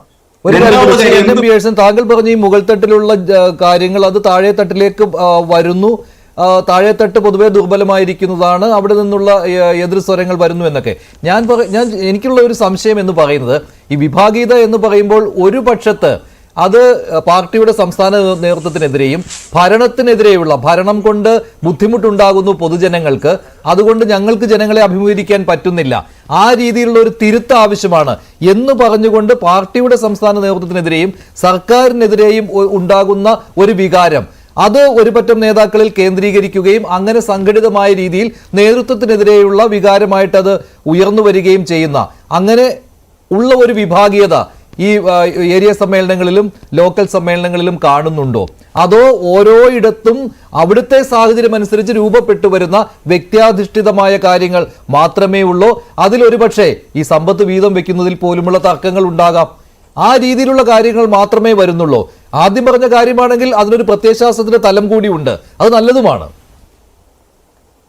അല്ല, പാർട്ടി പ്രവർത്തകരുടെ ഇടയ്ക്ക് ഉണ്ടാകുന്ന അസംതൃപ്തി എന്ന് പറയുന്നത് ആത്യന്തികമായിട്ട് ഈ ഗവൺമെന്റും അതേപോലെ തന്നെ പാർട്ടി നേതൃത്വവും എടുക്കുന്നതായിട്ടുള്ള തീരുമാനങ്ങൾ എന്ന് പറയുന്നത് ജനവിരുദ്ധമായി തീരുന്ന സമയത്ത് ആ ജനവിരുദ്ധതയ്ക്കെതിരായിട്ടുള്ള വികാരം വരില്ല എല്ലാവരും ഉണ്ടാവും. ഏതാണ്ട് 90-95% സഹാക്കളെ സംബന്ധിച്ചിടത്തോളം ഇത് ശരിയല്ല എന്ന് പറയുന്നവരാണ്. പക്ഷെ അങ്ങനെയുള്ള ഒരു അസംതൃപ്തി എന്ന് പറയുന്നത് രൂക്ഷമായിട്ടുള്ള വിമർശനത്തിന്റെയും സ്വയം വിമർശനത്തിന്റെയും തലത്തിലേക്ക് പാകപ്പെടണമെങ്കിൽ അവർക്കതിന് ആവശ്യമായിട്ടുള്ള പ്രത്യയശാസ്ത്ര സംവിധാനം ഉണ്ടാകുകയും അതിന് പ്രത്യയശാസ്ത്ര നേതൃത്വം ഉണ്ടാകുകയും ചെയ്യണം. ആ നേതൃത്വം ഇവിടെ ഇല്ല എന്നുള്ളത് വളരെ പ്രധാനപ്പെട്ടതാണ്. അതുകൊണ്ട് കേരളത്തിൽ അങ്ങോളം ഇങ്ങോളം നടക്കുന്ന ബ്രാഞ്ച് സമ്മേളനം കഴിഞ്ഞ് ഇപ്പൊ ലോക്കൽ സമ്മേളനം, ഏരിയ സമ്മേളനം നടന്നുകൊണ്ടിരിക്കുന്ന സമയമാണ്. ഈ ഏരിയ സമ്മേളനങ്ങളിൽ നിന്നും അത്തരത്തിൽ സർക്കാരിനെതിരെയോ പാർട്ടിക്കെതിരെയായിട്ടുള്ള ഒരു വികാരത്തിന്റെ വലിയ തരത്തിലുള്ള ഒരു പ്രക്ഷുബ്ധമായിട്ടുള്ള ഒരു അവസ്ഥ രൂപപ്പെടുത്തിയെടുക്കാൻ കഴിയുന്നില്ല. കാരണം അസംതൃപ്തി ഉണ്ടെന്നുള്ളത് ശരിയാണ്. ആ അസംതൃപ്തിക്ക് സ്വാഭാവികമായിട്ട് പുറത്തു വരാൻ പറ്റുന്ന ഒരു ആശയ സംഹിതയായിട്ട് വികസിക്കണമെങ്കിൽ അതിന് നേതൃത്വം കൊടുക്കുന്ന ഒരാളായിരിക്കണം. ഇപ്പൊ VS-ഉം അതുപോലെ പിണറായി ഒക്കെ ഉണ്ടായിരുന്ന സമയത്ത് ഇത്തരം അസംതൃപ്തികളൊക്കെ തന്നെയായിരുന്നു. പക്ഷെ അതിനെ രൂപപ്പെടുത്തിയെടുത്ത് പ്രത്യയശാസ്ത്ര തലത്തിലായി. പിണറായി എന്ന് പറഞ്ഞതിനിടയിലെ പുതുകാല നവ ലിബറൽ തത്വത്തിന്റെ അല്ലെങ്കിൽ മുതലാളിത്ത ആശയങ്ങളുടെ കൂട്ടുകാരനായി തീരുകയും അങ്ങനെ ക്രോണി ക്യാപിറ്റലിസത്തിന്റെ ഒരു വക്താവായിട്ട് അവതരിപ്പിക്കപ്പെടുകയും അതേ സമയത്ത് VS അച്യുതാനന്ദൻ എന്ന് പറഞ്ഞാൽ പാർട്ടിയുടെ മൂല്യത്തിന് വേണ്ടി നിലനിൽക്കുകയും തൊഴിലാളി വർഗ രാഷ്ട്രീയത്തിന് വേണ്ടി നിലനിൽക്കുകയും ചെയ്യുന്നതായിട്ടുള്ള ഒരു രൂപമായിട്ട് അങ്ങനെ അതിനെ രണ്ടിനെയും രൂപപ്പെടുത്തിയെടുത്തു എന്നുള്ളതാണ്. അങ്ങനെയാണ് ആ ചർച്ചകളെല്ലാം പോയത്. അതിന്റെ അടിത്തട്ടിൽ നടക്കുന്ന അധികാര തർക്കങ്ങളെല്ലാം തന്നെ മറച്ചു വെക്കപ്പെടുകയും പ്രത്യയശാസ്ത്രപരമായിട്ട് യുദ്ധമായിട്ട് അത് വികസിപ്പിക്കുകയും ചെയ്ത ഇത്തരത്തിലുള്ള നേതൃത്വത്തിന്റെ ഒരു കഴിവാണ്. പക്ഷെ അങ്ങനെയുള്ള നേതാക്കൾ ഇപ്പോൾ പാർട്ടിക്കകത്തിൽ ഏരിയ സമ്മേളനത്തിൽ പോലും വളരെ കൃത്യമായിട്ടുള്ള രീതിയിൽ രാഷ്ട്രീയമായിട്ടുള്ള വിമർശനം ഉന്നയിക്കാനായിട്ടുള്ള ശേഷി നേതാക്കൾക്കില്ലാതെ പോയി കഴിഞ്ഞിരിക്കുന്നു എന്നുള്ളതാണ്. അവർക്ക് കഴിവില്ല. ആ കഴിവില്ലായ്മ എന്ന് പറയുന്നത് രാഷ്ട്രീയമായിട്ടുള്ള കഴിവില്ലായ്മയെ മാറിക്കഴിഞ്ഞിരിക്കുകയാണ്. അതുകൊണ്ടാണ് അത്തരത്തിലുള്ള വിമർശനങ്ങളൊന്നും വരാതെ പോകുന്നത്. അതിന് പകരം അതെല്ലാം വ്യക്തി കേന്ദ്രീകൃതമായ ഗ്രൂപ്പ് കേന്ദ്രീകൃതമായിരിക്കുന്ന അധികാര തർക്കങ്ങളിലേക്ക് മാത്രം ഒതുങ്ങുകയും പ്രശ്നങ്ങൾ അങ്ങനെയായി തീരുകയും ചെയ്യുന്നതിന്റെ അടിത്തറ അതാണ്. നമ്മളത് നിസ്സാരമായി കണ്ടിട്ട് കാര്യമില്ല. അവിടെ ഈ സമ്മേളനം പിരിച്ചുവിടുക എന്നൊക്കെ പറയുന്ന ഗതികെട്ട പ്രക്രിയക്ക് അപ്പുറത്ത് എന്ത് ചെയ്യാനായിട്ട് കഴിയും? ഒരു ഏരിയയിൽ ഉണ്ടാകുന്ന പ്രശ്നം, കരുനാഗപ്പള്ളിയിൽ ഉണ്ടാകുന്ന പ്രശ്നങ്ങൾ പരിഹരിക്കാനായിട്ട് കരുനാഗപ്പള്ളിയുടെ ഏരിയ നേതൃത്വത്തിന് കഴിഞ്ഞില്ലെന്ന് പറഞ്ഞതിനിടയിൽ എന്ത് നേതൃത്വമാണ്? അങ്ങനെയുള്ള നേതൃത്വമായ എല്ലാ സ്ഥലങ്ങളും മാറിക്കഴിഞ്ഞിരിക്കുകയാണ്. ഒരു നേതാവും പറഞ്ഞാൽ ആരും കേൾക്കില്ല. കാരണം എന്ന് വെച്ചാല് അങ്ങനെ കേൾക്കാൻ പറ്റുന്ന തരത്തിൽ ഉള്ള ഒരു ലീഡർഷിപ്പ് ക്വാളിറ്റി എന്ന് പറയുന്നത് ഇവന്മാരൊന്നും കാണിക്കുന്നില്ല എന്നുള്ളതാണ്. ഇല്ല അവർക്ക് എന്നുള്ളതാണ് പ്രശ്നം. അവർക്ക് സ്ഥാനങ്ങൾ എവിടെയെങ്കിലും കൊണ്ടുവരുത്തിയാൽ പഞ്ചായത്ത് മെമ്പറായിട്ടുണ്ടെങ്കിൽ പഞ്ചായത്ത് മെമ്പറായിട്ട് നടക്കാം, പഞ്ചായത്ത് പ്രസിഡന്റ് ആയിട്ടുണ്ടെങ്കിൽ അങ്ങനെ നടക്കാം, MLA ആയിട്ട് നടക്കാം, മന്ത്രിയായിട്ട് നടക്കാം. അതല്ലാണ്ട് ഇവർക്ക് എന്താണ് കപ്പാസിറ്റി ഉള്ളത്? പ്രത്യയശാസ്ത്രപരമായിട്ട് ഇവരെങ്ങനെയാണ് ഓരോ വിഷയത്തും അനലൈസ് ചെയ്യാനായിട്ട് കഴിയുന്നത്? അതില്ല എന്നുള്ളത് വളരെ പ്രധാനപ്പെട്ട ശരിയാണ്. അതൊരു പ്രത്യയശാസ്ത്ര തലം എന്തായാലും ഈ ഒരു വിഭാഗീയതയ്ക്ക് ഇല്ല എന്ന് തന്നെയാണ് താങ്കളുടെ നിലപാട്. ശ്രീ KM ഷാജഹാൻ, ഈ സർക്കാരിനെതിരെയും ഭരണത്തിനെതിരെയും അതുപോലെ തന്നെ പാർട്ടി നേതൃത്വത്തിനെതിരെയും ഒക്കെ വിമർശനങ്ങൾ ഉണ്ടായിട്ടുണ്ട് അല്ലെ? ബ്രാഞ്ച് സമ്മേളനങ്ങളൊക്കെ ഉണ്ടായിട്ടുണ്ട്. അത് വെളിയിലേക്ക് വരികയും ചെയ്തിട്ടുള്ളതാണ് സമ്മേളന ചർച്ചകളുടെ വിവരങ്ങൾ മുൻ തവണത്തെ പോലെയൊക്കെ തന്നെ. പക്ഷേ ഇപ്പോൾ ഇത് ഒരു ഏകീകൃത സ്വഭാവം ഈ നേതൃത്വങ്ങൾക്ക് വന്നിട്ടില്ല എന്നതാണ് ഒരു ദൗർബല്യമായി കാണുന്നത്. ഇപ്പോൾ VS പിണറായി സമയത്തെ ആ വിഭാഗീയത എന്ന് പറയുന്നത് പാർട്ടിക്കും ഒരു തരത്തിൽ നല്ല ചർച്ചകളിലേക്ക് വഴിവെക്കുന്ന ഒന്നായി മാറിയ ഒരു കാര്യം തന്നെയാണ്. തിരുത്തലുകൾ നടത്താൻ ഉതകുന്നതായിരുന്നു. പക്ഷേ ഇപ്പോഴത്തെ ഈ തർക്കം കൊണ്ട് ഒരു പ്രയോജനവും പാർട്ടിക്ക് കിട്ടാത്തതല്ലേ?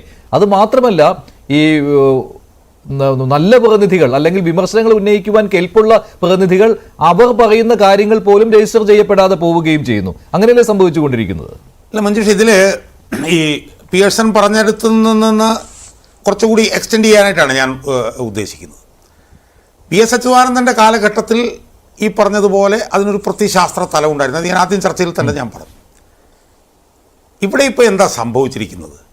ഇവിടെ CPM-ൻ്റെ രണ്ടാം ഭരണവും കൂടി വന്നതോടുകൂടി നിക്ഷിപ്ത താല്പര്യങ്ങളും സ്വാർത്ഥ താല്പര്യങ്ങളും പാർട്ടിയുടെ ഏറ്റവും മുകൾ തട്ടിനെ തന്നെ പരിപൂർണമായി ഗ്രസിച്ചു കഴിഞ്ഞു. ഇപ്പോൾ പിയേഴ്സൺ പറഞ്ഞ പോലെ ഇത് മുകളിൽ നിന്ന് താഴോട്ടാണ് ഇത് ഉണ്ടായിക്കൊണ്ടിരിക്കുന്നത്. മുകളിൽ VS അച്യുതാനന്ദൻ ഉണ്ടായിരുന്നപ്പോൾ ശരിയുടെ ഒരു പക്ഷം പ്രത്യയശാസ്ത്ര തലം ഇവിടെ ഉണ്ടായിരുന്നു. ഇപ്പോൾ എന്താണ്?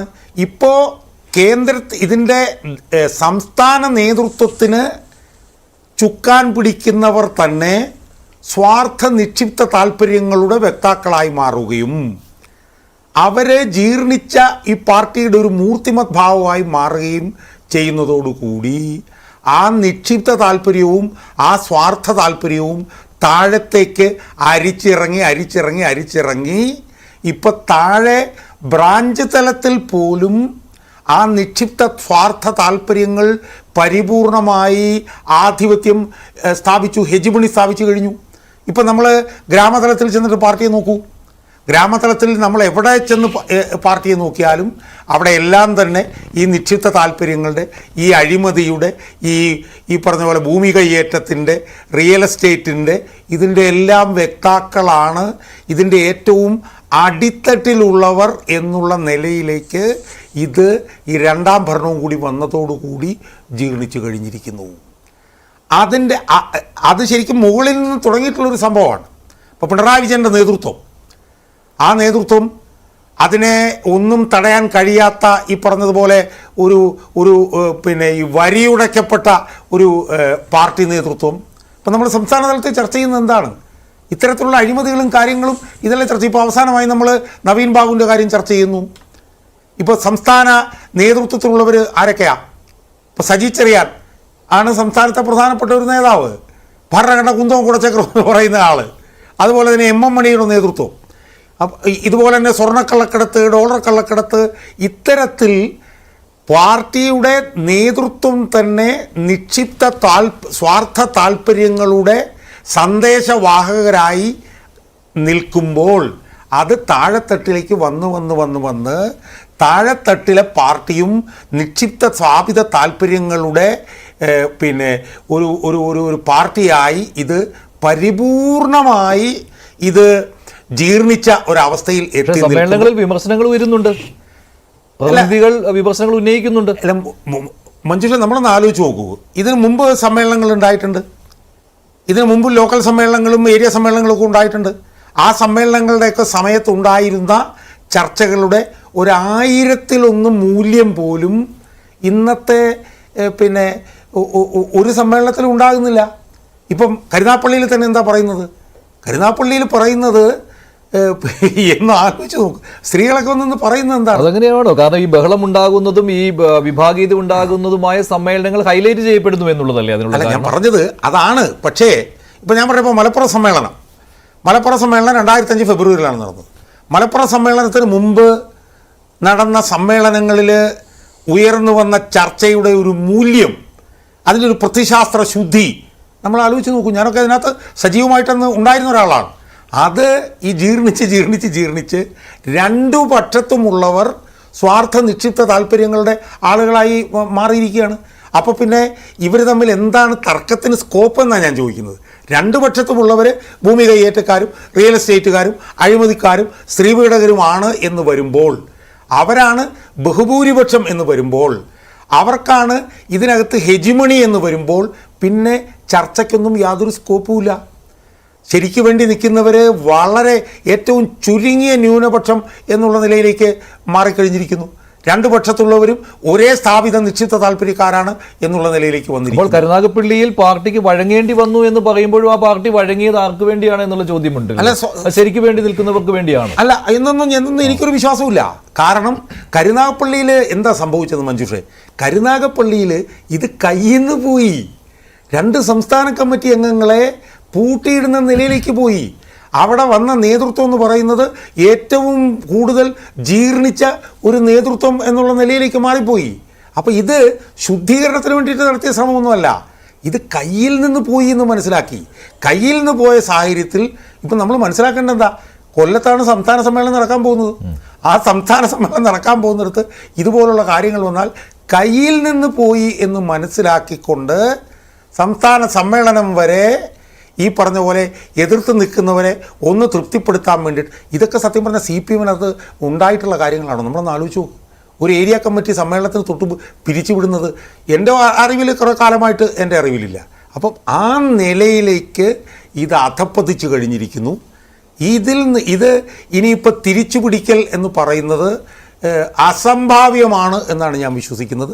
ഇത് പരിപൂർണമായി മുകൾത്തട്ട് മുതൽ താഴെത്തട്ട് വരെ സ്വാർത്ഥ നിക്ഷിപ്ത താല്പര്യക്കാരുടെ കൈകളിലേക്ക് ഈ പാർട്ടി പോയി കഴിഞ്ഞു എന്നുള്ളതിൻ്റെ പ്രതിഫലനങ്ങളാണ്. ശരി, ഡോക്ടർ ബി ജയരാജ്, ജീർണത എന്നുള്ള വാക്ക് പലതവണ ശ്രീ കെ എം ഷാജഹാൻ ഉപയോഗിക്കുന്നുണ്ട്.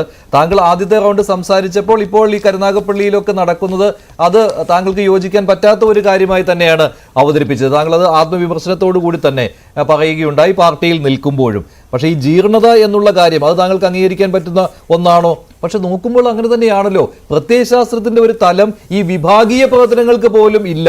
അവിടെ രണ്ട് പക്ഷത്തും നിൽക്കുന്നത് തെറ്റിന്റെ ഭാഗത്ത് നിൽക്കുന്ന ആളുകൾ തന്നെയാണ്. അവരുടെ സ്വാർത്ഥ താല്പര്യങ്ങളാണ്, അവരുടെ അധികാര മോഹങ്ങളാണ്. അങ്ങനെയാണല്ലോ കരുനാഗപ്പള്ളിയിലും മറ്റിടങ്ങളിലും പ്രതിഫലിച്ചുകൊണ്ടിരിക്കുന്നത്. അതുകൊണ്ട് ജീർണത എന്ന വാക്ക് ഇവിടെ ശരിയായ അർത്ഥത്തിൽ തന്നെ ഉപയോഗിക്കേണ്ടതുമാണ്.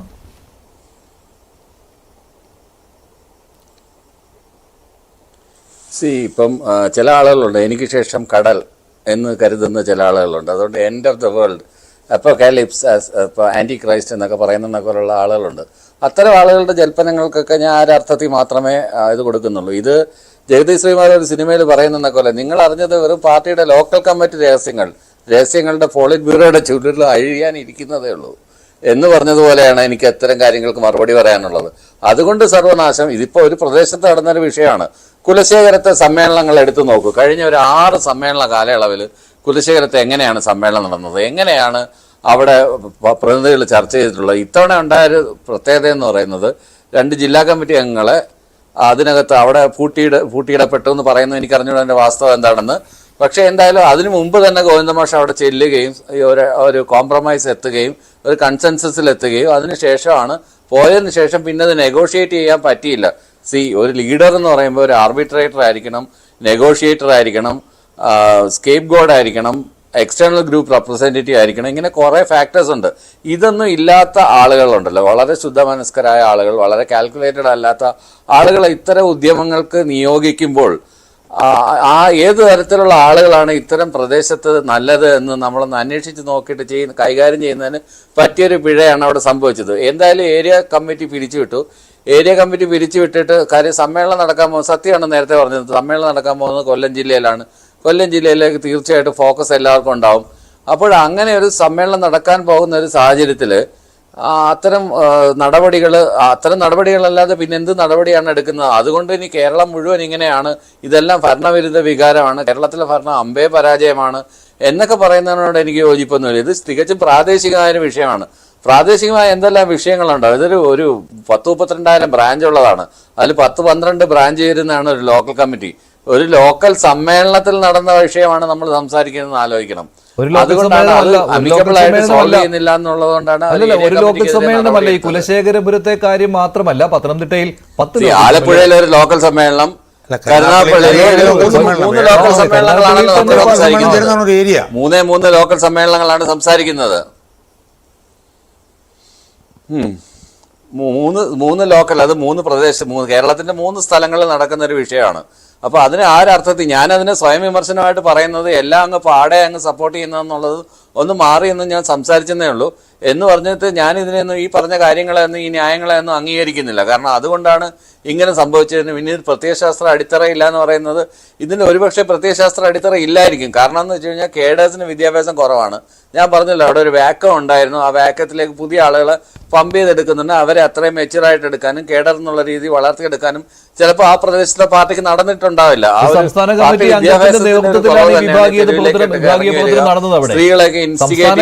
അംഗത്തിന്റെ നേതൃത്വത്തിലാണ് നടന്നത്.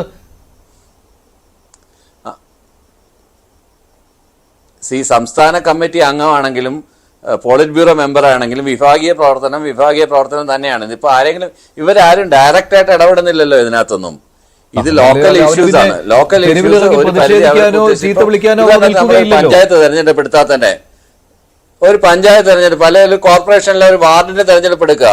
അപ്പോൾ അവിടെ ഒരു സ്ഥാനാർത്ഥിയെ നിശ്ചയിക്കുന്നു. സ്ഥാനാർത്ഥി നിശ്ചയിക്കുന്നതിന് സ്വാഭാവികമായിട്ട് ബ്രാഞ്ചിനകത്ത് തന്നെ 2-3 നിർദ്ദേശങ്ങളുണ്ടാവും. ബാക്കി 2 പേര് ഫാമി കാമുകന്മാർക്ക് മത്സരിക്കാൻ പറ്റാതെ ആകുമ്പോഴത്തേക്കും അവർക്ക് അതിൻ്റെതായ ഈർഷ്യക്കേടുണ്ടാവും. അവർ ചിലപ്പോൾ പാർട്ടിക്ക് അനുകൂലമായിട്ടിരിക്കും, ചിലപ്പോൾ അവരുടെ അംഗങ്ങളൊന്നും കുടുംബാംഗങ്ങളെ കൊണ്ട് വോട്ട് ചെയ്യിപ്പിക്കും, ചിലപ്പോൾ മറിച്ച് വോട്ട് ചെയ്യിപ്പിക്കും.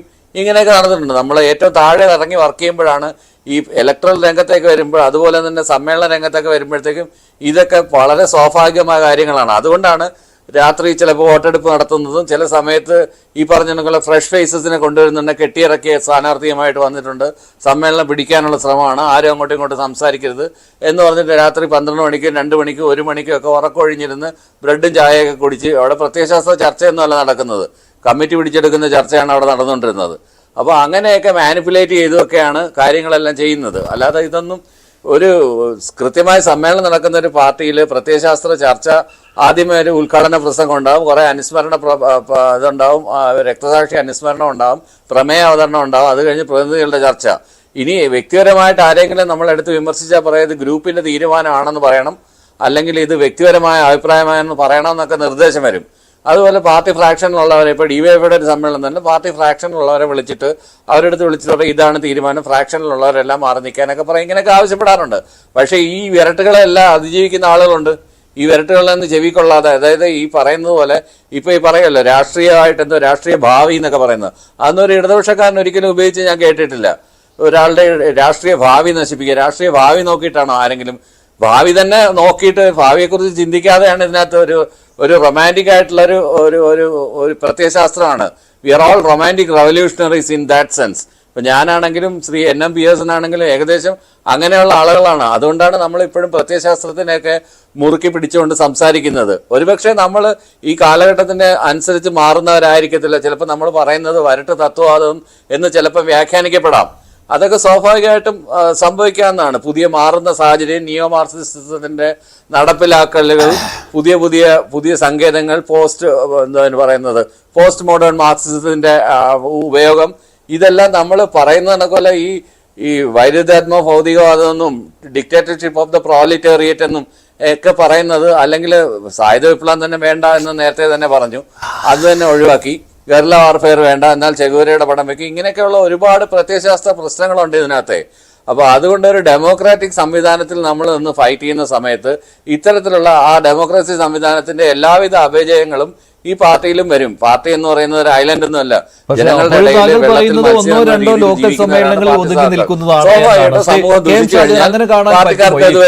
രണ്ടോ ലോക്കൽ സമ്മേളനങ്ങളിൽ ഒതുങ്ങി നിൽക്കുന്ന ഒരു കാര്യത്തിനെയാണ് ഇങ്ങനെ പർവ്വതീകരിക്കുന്നത് എന്ന്. അല്ല മഞ്ജുഷ, ഇത് നമ്മൾ ഈ പറഞ്ഞതുപോലെ ഇത് നമുക്ക് കടിച്ചാൽ പൊട്ടാത്ത വാക്കുകളും വലിയ കാര്യങ്ങളും മാർക്സിസവും ഇതൊക്കെ പറഞ്ഞ് നമുക്ക് പോകാം, അതിൽ പ്രശ്നമൊന്നുമില്ല. അതെ അതെ അതെ, നമ്മളതൊക്കെ കാണുന്നതാണ്. ഇവിടെ എന്താണ് സംഭവിച്ചുകൊണ്ടിരിക്കുന്നത് എന്നുള്ളത്, നമ്മൾ എന്ത് വലിയ വാചാടോപം നടത്തിയാലും ഇത് പഴയ പോലൊന്നുമല്ല. സാമൂഹിക മാധ്യമങ്ങൾ ഒരു മിനിറ്റിൽ തന്നെ ഈ നടക്കുന്ന സംഭവങ്ങളെല്ലാം ജനം കണ്ടുകൊണ്ടിരിക്കുകയാണ്. ഇപ്പം കരുനാഗപ്പള്ളിയിൽ തന്നെ അവിടുത്തെ സ്ത്രീകൾ നടത്തിയ പ്രതികരണത്തെക്കുറിച്ചിട്ട് പിയേഴ്സണിൻ്റെ സൂചിപ്പിച്ചു. എത്ര ഉരുക്കുമുഷ്ടി ഉള്ള വെച്ചാൽ ആ സ്ത്രീകളുടെ ഒരു ആർജവും ഇച്ഛാശക്തിയും ഉണ്ടല്ലോ. ആ സ്ത്രീകൾ അവിടുന്ന് പറഞ്ഞെന്താണ്, ഈ പെണ്ണുപിടിയനെയും കള്ളുപിടിക്കുന്നവനെയും അവനെയൊക്കെ ആണോ ഈ പാർട്ടി ലീഡർഷിപ്പിലേക്ക് കൊണ്ടുവരുന്നതെന്നാണ് ചോദിച്ചത്. ഇതാണ് യഥാർത്ഥത്തിൽ പ്രശ്നം. എറണാകുളം ജില്ലയിലേക്ക് ഉണ്ടായിരുന്ന വിഭാഗീയത എന്തായിരുന്നുള്ളത് കൃത്യമായി അറിയാവുന്ന ആളാണ് പിയേഴ്സൺ. അപ്പോൾ ഇതുപോലുള്ള പ്രശ്നങ്ങൾ വരുമ്പോൾ ഉണ്ടല്ലോ, അതിനെയൊക്കെ അവിടെ ഇവിടെയും എന്നൊക്കെ പറഞ്ഞ് ഇനിയും നമ്മൾ അങ്ങനെ മുഖം തിരിഞ്ഞ് നിൽക്കാൻ പോയാൽ ഇത് കയ്യിൽ നിന്ന് പോകും എന്നുള്ളത് കോമൺ സെൻസിക്കലായിട്ടുള്ള എല്ലാവർക്കും കാണാവുന്ന കാര്യങ്ങളാണ്. ചില സ്ഥലങ്ങളിലെങ്കിലും ഇപ്പോൾ പഴയ VS പക്ഷക്കാർ പിന്നീട് ഔദ്യോഗിക പക്ഷത്തിന്റെ ഭാഗമായി മാറുകയായിരുന്നല്ലോ ഉണ്ടായത്.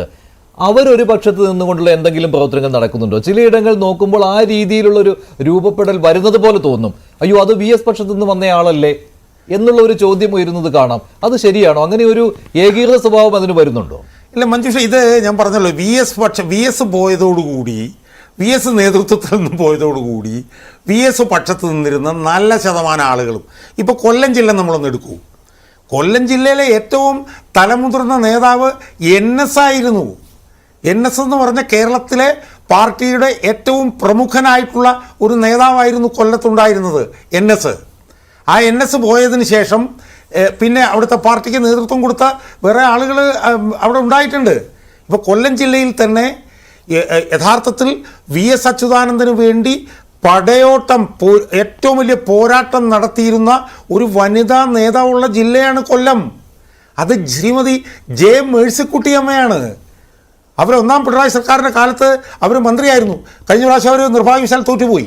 അപ്പോൾ കേരളത്തിൽ തന്നെ വി എസ് പക്ഷത്തു നിന്ന് ഏറ്റവും ശക്തമായ പോരാട്ടം നടത്തിയ മേഴ്സിക്കുട്ടി അമ്മ ഉള്ള ഒരു ജില്ലയിലാണ് ഇപ്പം ഈ തരം താഴ്ന്ന നിലയിലേക്ക് ഈ പാർട്ടി പോയിരിക്കുന്നത്. അവിടെ ഗംഗാധരക്കുറുപ്പ് എന്നൊക്കെ പറഞ്ഞിട്ടുള്ള നേതാക്കന്മാരുണ്ടായിരുന്നു, പിന്നീട് വി എസ് സി ചെയർമാനൊക്കെ ആയ അവരൊക്കെ വി എസ് പക്ഷത്ത് നിന്ന് യഥാർത്ഥത്തിൽ വി എസ് പക്ഷത്ത് നിന്നുള്ള പോരാട്ടം ഏറ്റവും ശക്തമായി നിന്നിരുന്ന സമയത്ത് വി എസിന് ഏറ്റവും വലിയ പിന്തുണ കൊടുത്ത പിന്നെ തെക്കൻ കേരളത്തിലൊരു ജില്ലയായിരുന്നു കൊല്ലം ജില്ല.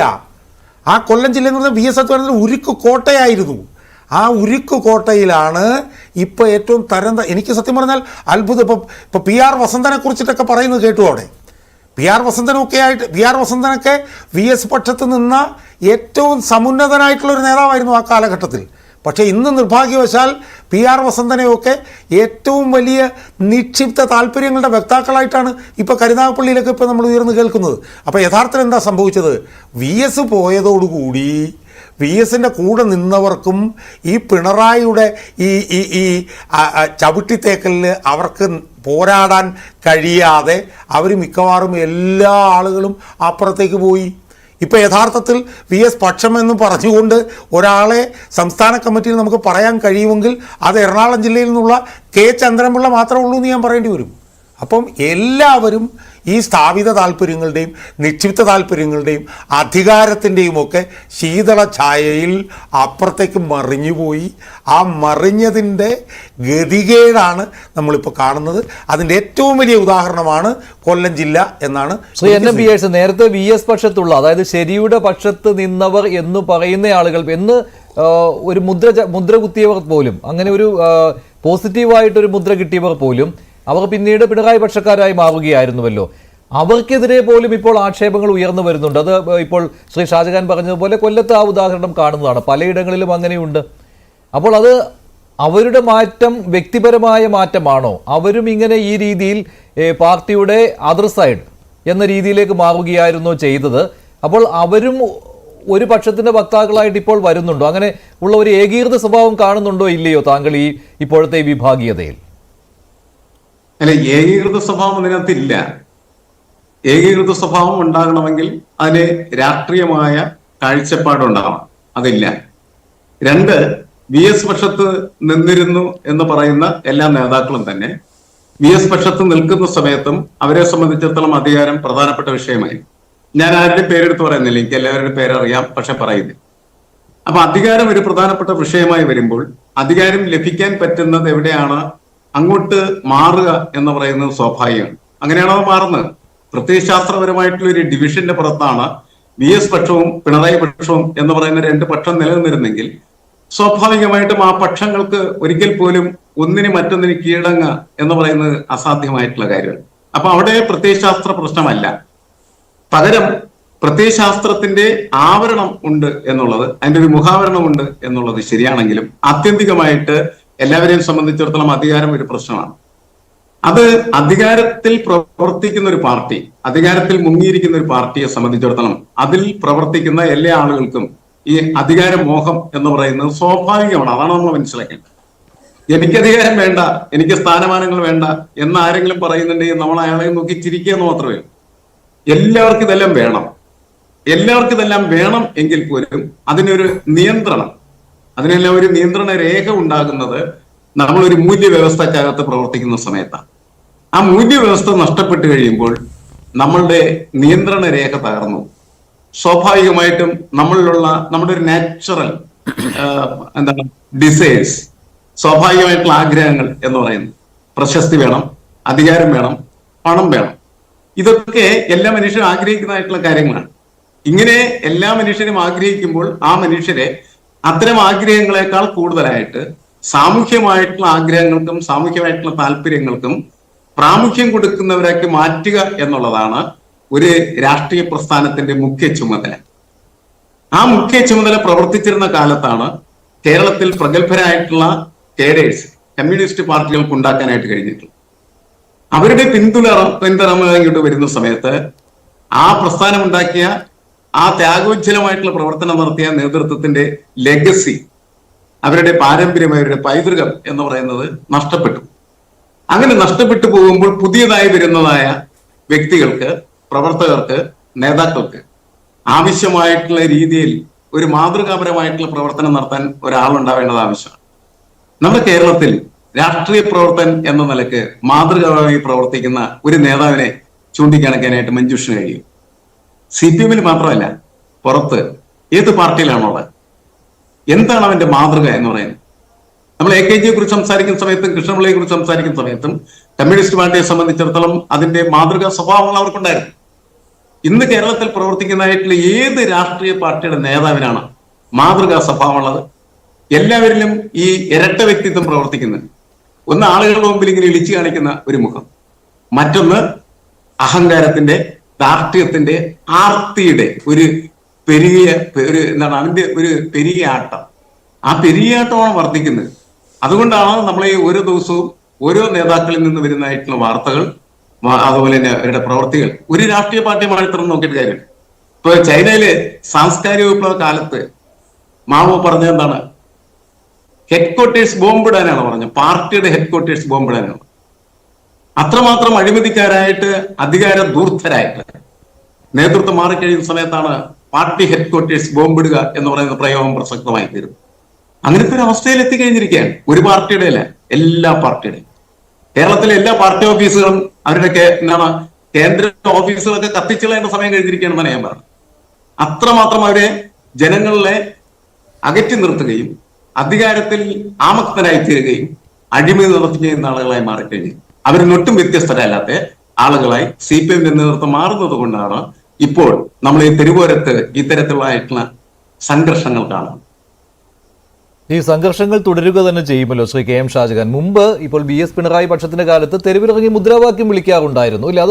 അതിന്റെ ഒരു ഈ വിഭാഗീയതയുടെ ഏറ്റവും മൂർത്തിബദ്ധ ഭാവം ആ ഒരു സമയത്തായിരുന്നു. പക്ഷെ ഇവിടെ അങ്ങനെയല്ല ഇപ്പോൾ കാണുന്നത്. ലോക്കൽ സമ്മേളനങ്ങൾ നടത്തുന്ന സമയത്ത് പോലും അത് കണ്ടുവരികയാണ്. അതായത് നിയന്ത്രിക്കുവാൻ ഒരാളും ഒരു നേതാവും ഇല്ലാത്ത രീതിയിൽ ഈ വിഭാഗീയത മാറുകയാണ്. അപ്പോൾ ഈ തെരുവുകളിലുള്ള ഈ സർക്കസ് അത് തുടരുക തന്നെ ചെയ്യുമല്ലോ. അല്ല മഞ്ജുഷ ഈ പറഞ്ഞപ്പോ ഈ തെരുവിലുള്ള പാർട്ടി അംഗങ്ങളുടെ പിന്നെ സമരത്തെക്കുറിച്ചിട്ട് ഞാൻ ഓർക്കുകയായിരുന്നു. യഥാർത്ഥത്തിൽ ഇതിനു മുമ്പ് വലിയ കൂട്ടമായി ആയിരക്കണക്കിന് പാർട്ടി അംഗങ്ങളും പാർട്ടി അനുഭാവികളും തെരുവിലിറങ്ങിയ ഒരു സമയമുണ്ടായിരുന്നു. അതെന്നായിരുന്നു?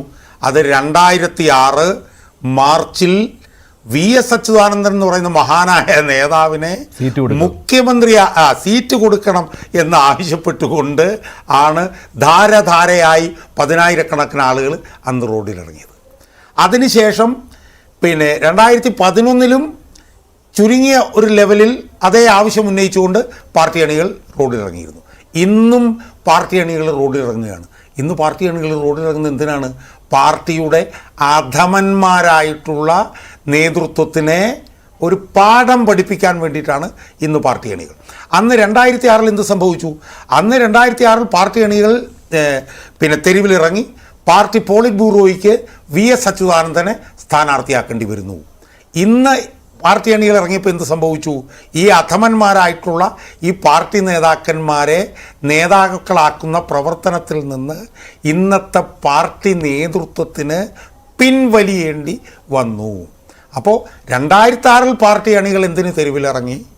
2024 പാർട്ടി അണികൾ എന്തിന് തെരുവിലിറങ്ങി? ആ തെരുവിലിറങ്ങിയതിൻ്റെ കാരണങ്ങൾ നമ്മൾ പരിശോധിച്ചാൽ 2006 പാർട്ടി എന്തായിരുന്നു എന്നുള്ളതും 2024 പാർട്ടി ഇന്ന് എന്താണ് എന്നുള്ളതും കൃത്യമായി നമുക്ക് ബോധ്യമാകും എന്നാണ് എനിക്ക് സൂചിപ്പിക്കാറുള്ളത്. ശരി, ഡോക്ടർ B ജയരാജ്, അങ്ങനെയാണെങ്കിൽ ഈ സംസ്ഥാന സമ്മേളനം നടക്കുന്നത് കൊല്ലത്താണ്. അതുകൊണ്ട് തന്നെയാണ് പാർട്ടി സെക്രട്ടറി പാഞ്ഞെത്തിയതും ഏരിയ സമ്മേളനത്തിന്റെ നടത്തിപ്പിന് വേണ്ടി നിലവിലുള്ള ഏരിയ കമ്മിറ്റി പിരിച്ചുവിട്ടുകൊണ്ട് അഡ്ഹോക് കമ്മിറ്റി രൂപീകരിച്ചതും. അപ്പോൾ അതിന്റെ എത്രമാത്രം ഗൗരവമുള്ളതാണ് എന്ന് സംസ്ഥാന നേതൃത്വത്തിന് ബോധ്യപ്പെട്ടിരിക്കുകയാണ്. മുൻ സമയങ്ങളിലെ വിഭാഗീയത പോലെ അല്ല ഇത്. തെരുവിലേക്ക് ഏത് സമയവും ഇറങ്ങാൻ തയ്യാറായി നിൽക്കുന്ന പാർട്ടി അണികളാണ് ഉള്ളത്. അതുകൊണ്ടാണല്ലോ ലോക്കൽ സമ്മേളന സമയത്ത് പോലും അത് പ്രകടമായത്.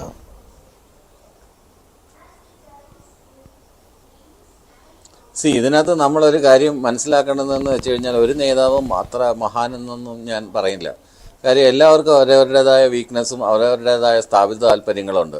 ഇപ്പോൾ ചില ആളുകൾ പറയും ഇപ്പോൾ വി എസ് ഇപ്പം പൊതുരംഗത്ത് ഇല്ലാത്ത കാരണം വി എസ് ആയിരുന്നു കേരളത്തിലെ കമ്മ്യൂണിസ്റ്റ് പാർട്ടിയിലെ ഏറ്റവും വലിയ നേതാവെന്ന് പറഞ്ഞാൽ എനിക്ക് അംഗീകരിക്കാനൊന്നും പറ്റില്ല. കാരണം വി എസ് അച്യുതാനന്ദനൊന്നും അല്ല, അതിനേക്കാളൊക്കെ എത്രയോ പ്രഗത്ഭരും പ്രതിഭാശാലികളുമായിട്ടുള്ള നേതാക്കന്മാരെ കണ്ടിട്ടുള്ളതാണ്. നേതാക്കന്മാരെ ഒരാളെ എടുത്തു പറഞ്ഞിട്ട് അതിനുശേഷം പ്രളയം എന്നൊക്കെ പറയുന്നതിനോട് എനിക്കതിനെ ആ രീതിയിൽ എന്ത് ബോധത്തിലാണ് അങ്ങനെ സംസാരിക്കുന്നതെന്നൊന്നും എനിക്ക് മനസ്സിലാവുന്നില്ല.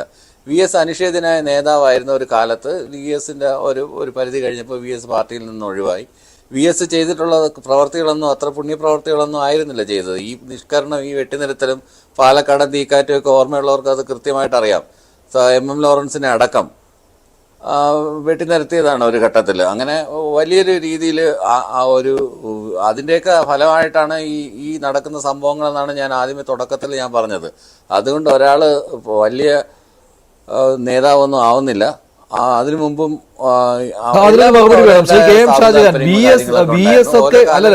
ഒക്കെ നടത്തി വന്ന വിഭാഗീയത അതിന്റെ പിന്തുടർച്ചക്കാർ എന്ന രീതിയിൽ ഇപ്പോഴത്തെ വിഭാഗീയത കാണാമെന്നുള്ള രീതിയിലാണ് അദ്ദേഹം പറയുന്നത്. അസംബന്ധങ്ങളാണ്, നമ്മളത് കണ്ണിൽ നേരിട്ട് കണ്ടുകൊണ്ടിരിക്കുകയാണല്ലോ. പി എസ് അച്യുതാനന്ദൻ ചെയ്തത് എന്താണെന്നുള്ളത് ഇവിടെ പാർട്ടി അണികൾ കണ്ടിട്ടുള്ളതാണ്. വി എസ് അച്യുതാനന്ദൻ എന്ത് ചെയ്തു എന്നുള്ളത് കൊണ്ടാണല്ലോ 2006 വി എസ് അച്യുതാനന്ദന് വേണ്ടി 16 കണക്കിന് പാർട്ടി അണികൾ റോഡിലിറങ്ങി പോളിറ്റ് ബ്യൂറോയ്ക്ക് തന്നെ മാറ്റി വി എസിനെ പിന്നെ മത്സരിപ്പിക്കാൻ. അല്ല, ഞാനൊന്ന് പറഞ്ഞോട്ടെ.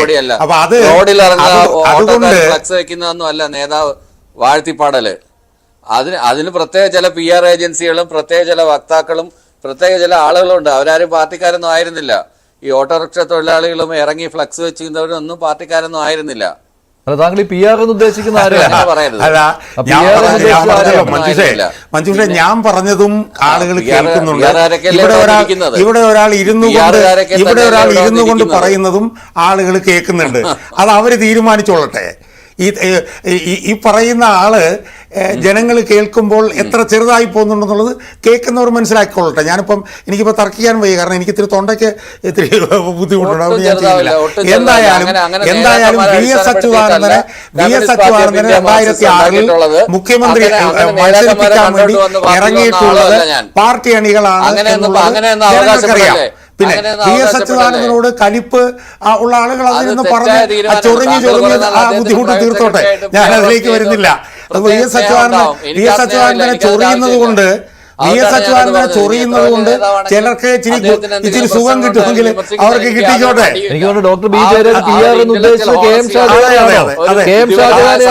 അങ്ങനെയാണെങ്കിൽ അതെനിക്ക് വലിയൊരു കോംപ്ലിമെന്റ് ആയിട്ട് ഞാനത് കാണുന്നു. പിന്നെ വി എസ് അച്യുതാനന്ദനെ ചൊറിയുന്നത് കൊണ്ട് ചില പുത്തൻകൂറ്റ് CPM-കാർക്ക് കുറച്ച് സുഖം ചൊറിയുമ്പോൾ നമുക്കൊക്കെ ശരീരം ചൊറിയുമ്പോൾ ഒരു സുഖം കിട്ടുമല്ലോ. ആ സുഖം ചില പുത്തൻകൂറ്റ് CPM നേതാക്കന്മാർക്ക് കിട്ടുന്നുണ്ടെങ്കിൽ അത് കിട്ടിക്കൊള്ളട്ടെ. ഇവരൊക്കെ ഇപ്പോഴല്ലേ ഇവിടെ വന്ന് സംസാരിച്ച ആള് ഏതാണ്ട് എം ലോറൻസിന്റെ ലെവലിലും എന്തോ രവീന്ദ്രനാഥിന്റെ ലെവലിലും ഒക്കെ തന്നെ പ്രതിഷ്ഠിക്കുന്ന ഏതോ ഒരു പുത്തൻകൂറ്റുകാരൻ ഇവിടെ വന്നിട്ട് എന്തൊക്കെയോ വിളിച്ചു പറയുകയാണ്. ഈ വിളിച്ചു പറയുന്നത് ആ പുത്തൻകൂറ്റുകാരൻ വിളിച്ചു പറയുന്നതും ഞാൻ വിളിച്ചു പറയുന്നതും നാട്ടുകാർ കേൾക്കുന്നുണ്ട്. അവര് കേട്ടോട്ടെ, അവരത് കേട്ടിട്ട് അവർ തീരുമാനിച്ചോളട്ടെ. അച്യുതാനന്ദനെ കുറിച്ച് പറയുന്നത് നാട്ടുകാർ കേൾക്കുന്നുണ്ട്, ജനം കേൾക്കുന്നുണ്ട്. ഈ പുത്തൻകൂറ്റുകാരൻ ഇതൊക്കെ ജനങ്ങൾ പറയുമ്പോൾ ജനങ്ങൾ കേൾക്കുമ്പോൾ ഈ പുത്തൻകൂറ്റുകാരൻ വെറും മൂട്ടയായി പോവുകയാണ്. ജനങ്ങളുടെ മുന്നിൽ ഈ പുത്തൻകൂറ്റുകാരൻ വെറും മൂട്ടയായി പോവുകയാണ്, മൂട്ട. പക്ഷേ ഈ പുത്തൻകൂറ്റുകാരന് വി എസ് അച്യുതാനന്ദനെ ചൊറിയുമ്പോൾ ഈ കൊതുകടിക്കുമ്പോൾ നമ്മൾ ചൊറിയുമ്പോൾ ഇതിന് സുഖം കിട്ടും. ആ സുഖം ഇയാൾക്ക് കിട്ടിക്കോട്ടെ. ഇയാൾ ഇന്നും ഇന്നലെയൊക്കെ ആയിട്ടാണ് ഈ ചാനലിൽ വരുന്നത്. ഇയാൾ അവിടെ നിന്ന് പറഞ്ഞോട്ടെ, അത് ജനങ്ങൾ കേട്ടോട്ടെ. കേൾക്കുമ്പം ഇയാൾ വെറും ഈ പറഞ്ഞതുപോലെ വളരെ ഒരു മൂട്ടയായി ജനങ്ങളുടെ മുമ്പിൽ മാറും. ശ്രീ ഡോക്ടർ ബി ജയരാജ്, താങ്കൾ ഈ വി എസ് അച്യുതാനന്ദനെ വിഭാഗീയത വളർത്തിയാൽ വിഭാഗീയതയ്ക്ക് വിത്ത് പാകിയാൾ എന്ന രീതിയിൽ അവതരിപ്പിച്ചതിനെയാണ് ഷാജഹാൻ ഇവിടെ ചോദ്യം ചെയ്തത്. ശ്രീ ജയരാജ്, താങ്കൾക്ക് പറയാനുള്ള അതൊന്നും പറയാനുള്ള എന്ത് യോഗ്യതയാണ് ഇയാൾക്കുള്ളത്? വി എസ് അച്യുതാനന്ദൻ വിഭാഗീയനാണെന്ന് പറയാൻ ഉള്ള യോഗ്യത ഇയാൾക്ക് എവിടുന്നാണ്? ഇയാൾ എവിടുത്തെ പാർട്ടിക്കാരനാണെന്ന് എനിക്ക് മനസ്സിലാകാത്തത്. ഇയാൾ CPM-ന്റെ ആളായിട്ട് വന്ന് ഇരിക്കുന്നു എന്നുള്ളത് തന്നെ CPM-ന്റെ ജീർണതയുടെ ഏറ്റവും വലിയ തെളിവല്ലേ? ഏറ്റവും വലിയ തെളിവാണല്ലേ ഇയാൾ ഇവിടെ ഇരിക്കുന്നത്? ഇയാളെ എ കെ സെന്ററിൽ നിന്ന് വിട്ടതാണോ? എ കെ സെന്ററിൽ നിന്നാണോ ഇയാളെ ഇവിടെ വിളിച്ചിരുത്തിയിരിക്കുന്നത്? എ കെ സെന്ററിൽ ഇയാളെ വിളിച്ചിവിടെ ഇരുത്തുവോ? ഇയാളൊക്കെ വന്ന് ഇരിക്കുന്നു എന്നുള്ളത് തന്നെ CPM ഏറ്റവും ജീർണിച്ചതിന്റെ ഏറ്റവും വലിയ തെളിവല്ലേ? ഇയാൾ ആരാണ്? ഈ ജയരാജൻ എന്ന് പറഞ്ഞാൽ ആരാണ്? ഇയാൾ CPM ആണോ? ഇയാൾ എങ്ങനെയാണ് CPM പ്രതികരിക്കുന്നത്? ഇയാളെ എ കെ സെന്ററിൽ നിന്ന് വിട്ടതാണോ? എ കെ സെന്ററിലാണോ ഇയാളെ വിട്ടത്? ഇയാൾ ആരാണ്? ഇയാൾ ഏത് CPM കാരനാണ്? ഇയാളാണ് ഇപ്പൊ CPM-ന്റെ ഞാൻ അവസാനിപ്പിക്കുകയാണ്. സമയമില്ല, അതുകൊണ്ടാണ് ഞാൻ അവസാനിപ്പിക്കുകയാണ്. എന്തായാലും നന്ദി. ചർച്ചയിൽ പങ്കെടുത്ത എല്ലാവർക്കും ഇന്നത്തെ വൈൻ ഡിബേറ്റിലെ ചോദ്യം ഇതായിരുന്നു: വിഭാഗീയത തടയാൻ CPM-ന് കഴിയുമോ? കഴിയുമെന്ന് 23%, കഴിയില്ല എന്ന് 75%. വൈൻ ഡിബേറ്റ് അവസാനിക്കുന്നു. നന്ദി.